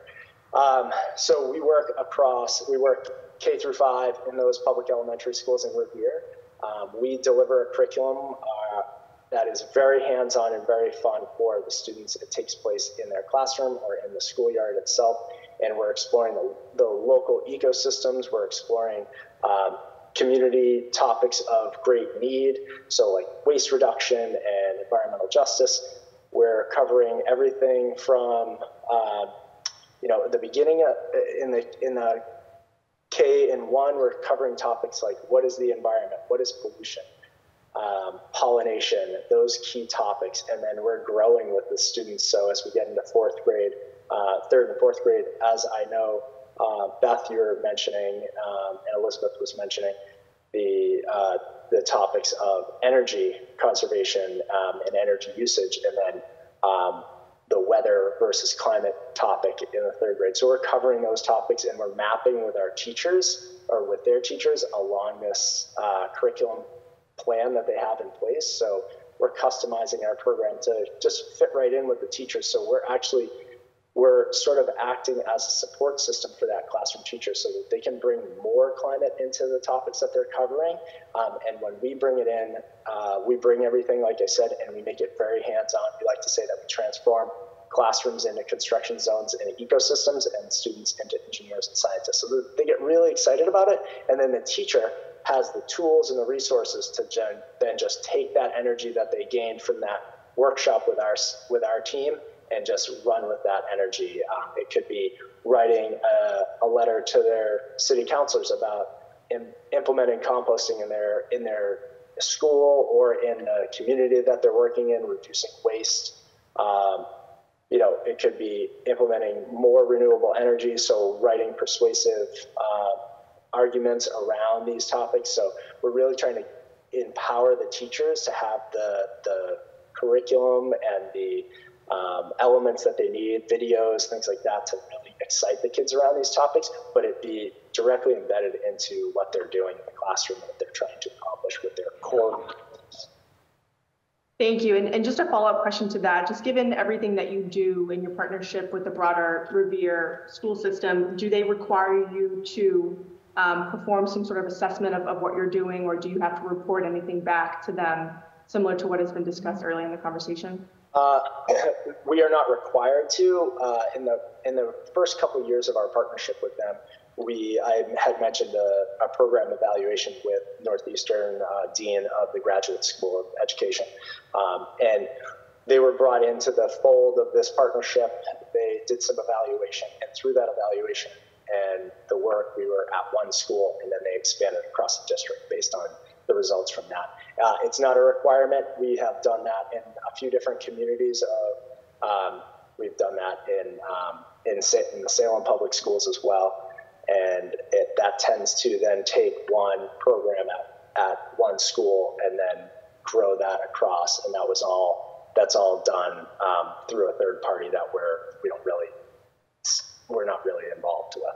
So by request of the school or by request of somebody who's supporting the program, the partnership, whether it be a foundation or, we work a lot with Mass Cultural Council as well. So.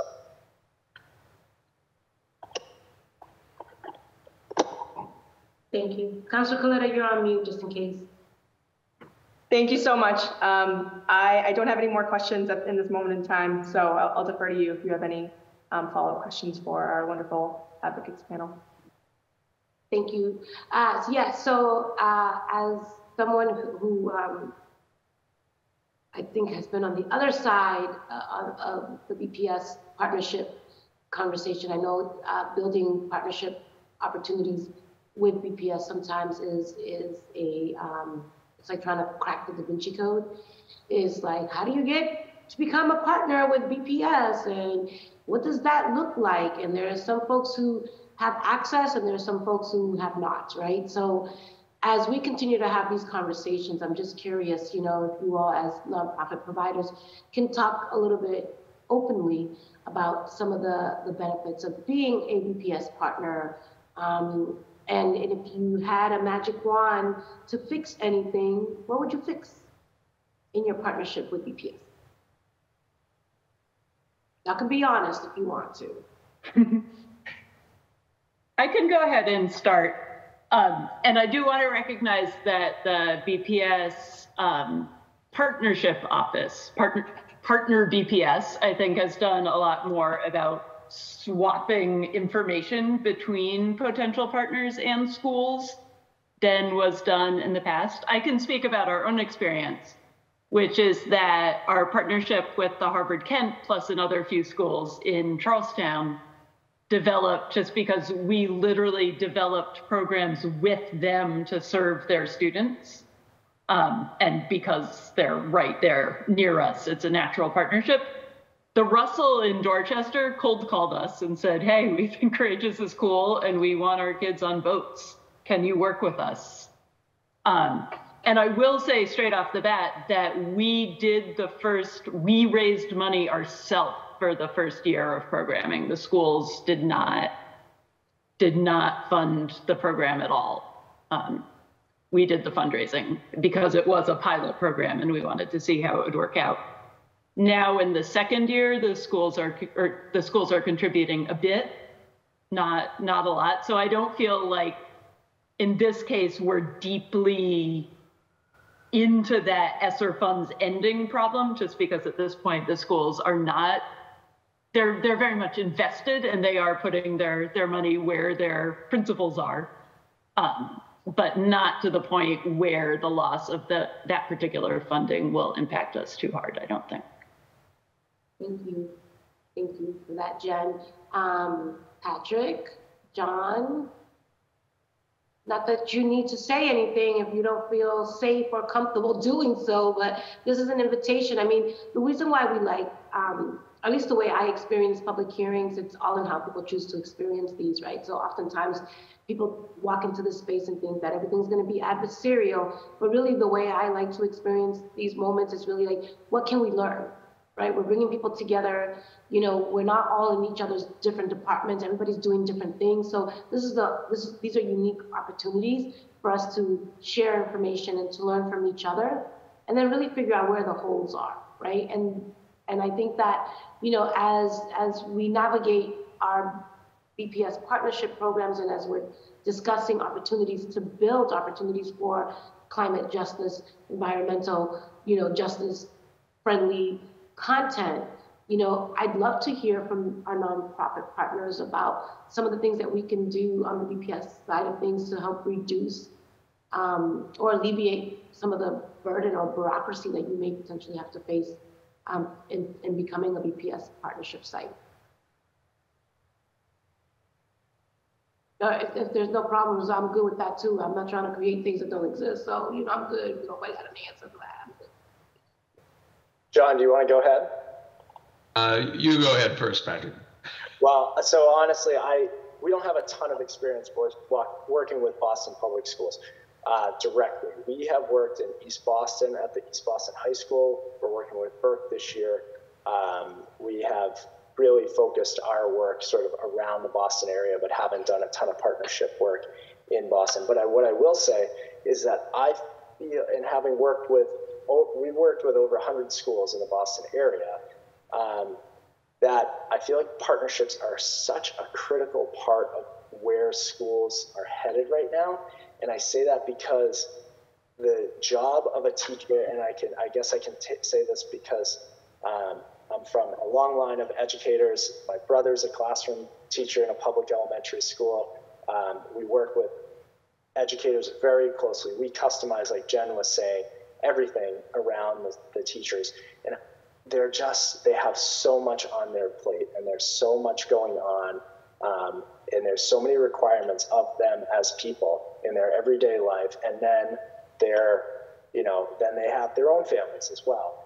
And when bringing in this dynamic topic, or this topic alone, or any other topic, having a partner that has that expertise in that area can alleviate some of the stress for teachers, and have that teacher have support in other ways to make them feel like they can really focus on what they're best at, or where they need to focus their energy on. And the way I best explain this is, I feel like if you have a general contractor building your house, you don't have the general contractor do the plumbing and the electrical too. You bring in an expert to do that, because it would just overwhelm a general contractor to build, and do the plumbing as well.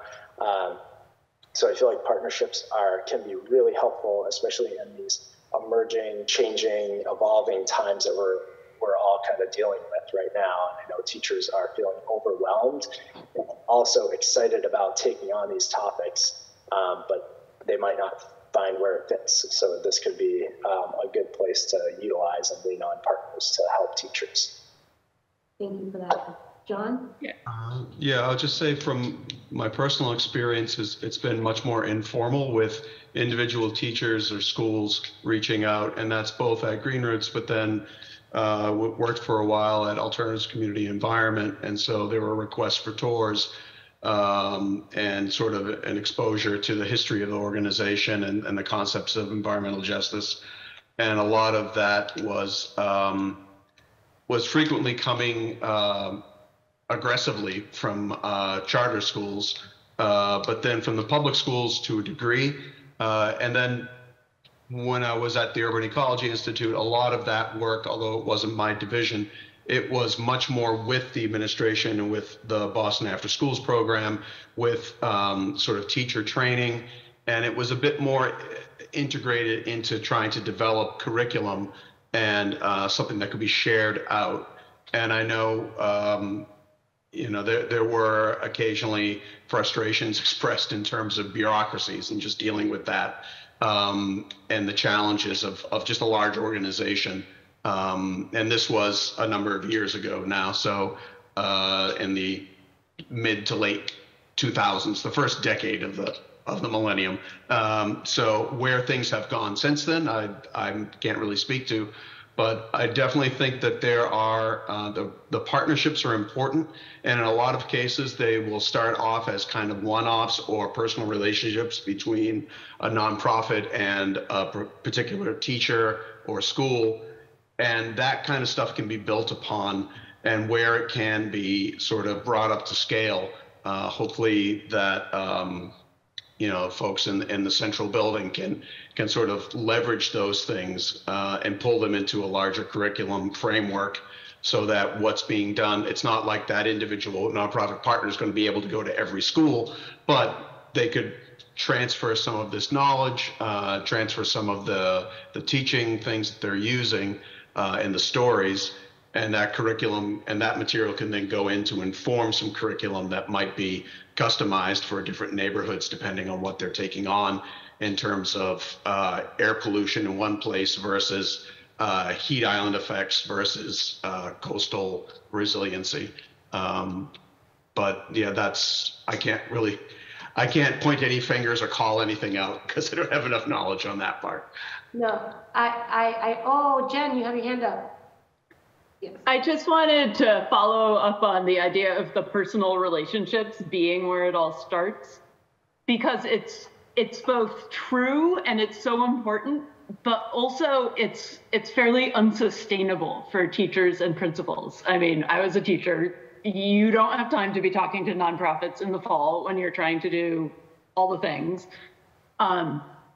So from the standpoint of Courageous, and I bet a lot of other nonprofits, much as BPS does to make partnerships accessible and to sort of share that information, I think an explicit encouragement, like to schools, hey, go out and find nonprofit partners. This is a great use of your ESSER funds. That this is something that you should commit funding to. We are here to support you in this. Maybe we host a fair so that principals and potential partners all meet each other at some point. But just a little bit more structural support in terms of making those partnerships happen, so it's not dependent entirely on, did the principal have like a lunch break that day when they could call us? Yeah. I think would make a big difference. Yeah, I love that Leslie stayed here and saw your hand up, so I want to acknowledge you, and then I'll have a few comments to share, but Leslie, please. Thank you, Councilor Mejia. I'm really glad you asked this question because I know that it can be, BPS is a very large system, and I know that partnerships can be challenging. To your point, Jen, one of the things that we want to do in central office is take the burden off of the schools to navigate those partnerships, and we want to do that for them. And so I see this as a great step. I mean, I learned so much about all of these nonprofits today, and so to reach out to myself, to Beth, sorry, when I don't move, the light goes off. Hold on. Okay, sorry. To reach out to us because we would love to help structure some of those partnerships. And you heard us talking about the curriculum, and I think there's a really clear place for partnership in linking some of the work that you all are doing to our curriculum to give children the hands-on experiences that are tied to the standards and the curriculum learning that they're doing every day in their classrooms. So I just wanted to put out an open invitation to reach out to any of us, because Jen, I think that's just a great point. I think, I've been a school principal and you're just day to day going, but that's part of our job, is to take some of that onus off of the schools and to manage the partnerships so that then they have the supports that they need in the school. So I would love to follow up with anyone on this call afterwards. And I also want to just kind of, again, underscore why these hearings are so important, and it's all how we choose to experience these spaces, right? Because this is relationship building, and it's, really inspiring thought, right? You inspire thought and you hope to provoke action as a result of that. So really happy that this is manifesting right here. The reason why I talk about partnerships is probably for 8 or 9 years ago, I worked with BPS on creating a fair, because there were a lot of nonprofit organizations, smaller ones that were not well known, but were really doing some amazing work in community.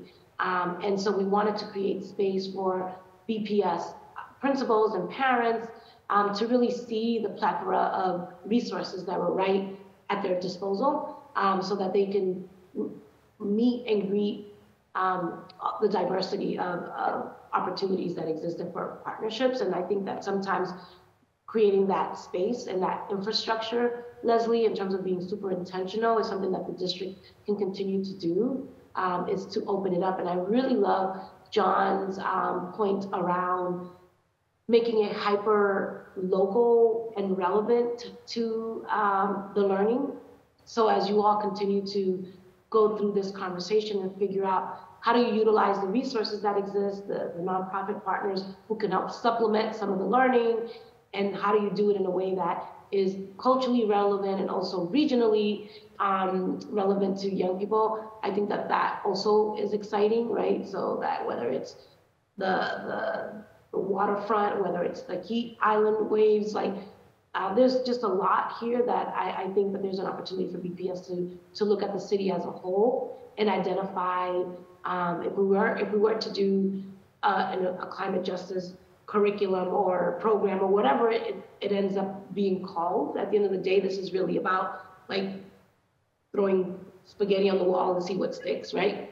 But that if we were to do something and we would break it up through, regionally, and we identify 5 or 6 different nonprofit partners that can cover each of the regions, right? That they can help supplement the learning in this region based on a very specific set of learning or instruction. I think that way it wouldn't be so burdensome on the school community or on the nonprofit partner, because what we don't want to do is overburden our nonprofit partners in having them do more work than they've signed up for, right? So I just want to be mindful and name that whatever it is that ends up happening here, it's done so in a way that's equitable, and that if Green Roots gets called to do more work, that they're getting compensated for that work, right?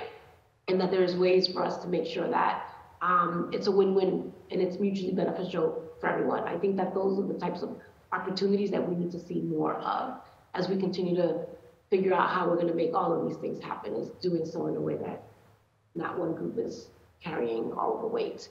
I don't think I have any more specific questions for our nonprofit panelists, other than just wanted to thank you for spending so much time with us today, and for being here from beginning to end. You could have just did like Beyonce does and just show up when it's time for you to perform, but you were here from the beginning of the show. So we really do appreciate you all being here as long as you were, and as well to our BPS administration panel.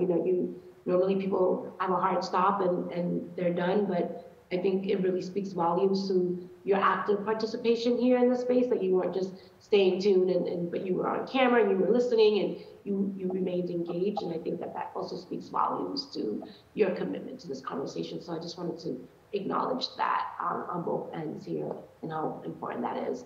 Councilor Coletta, I wanted to give you an opportunity if you have any closing statements before we move on to public testimony.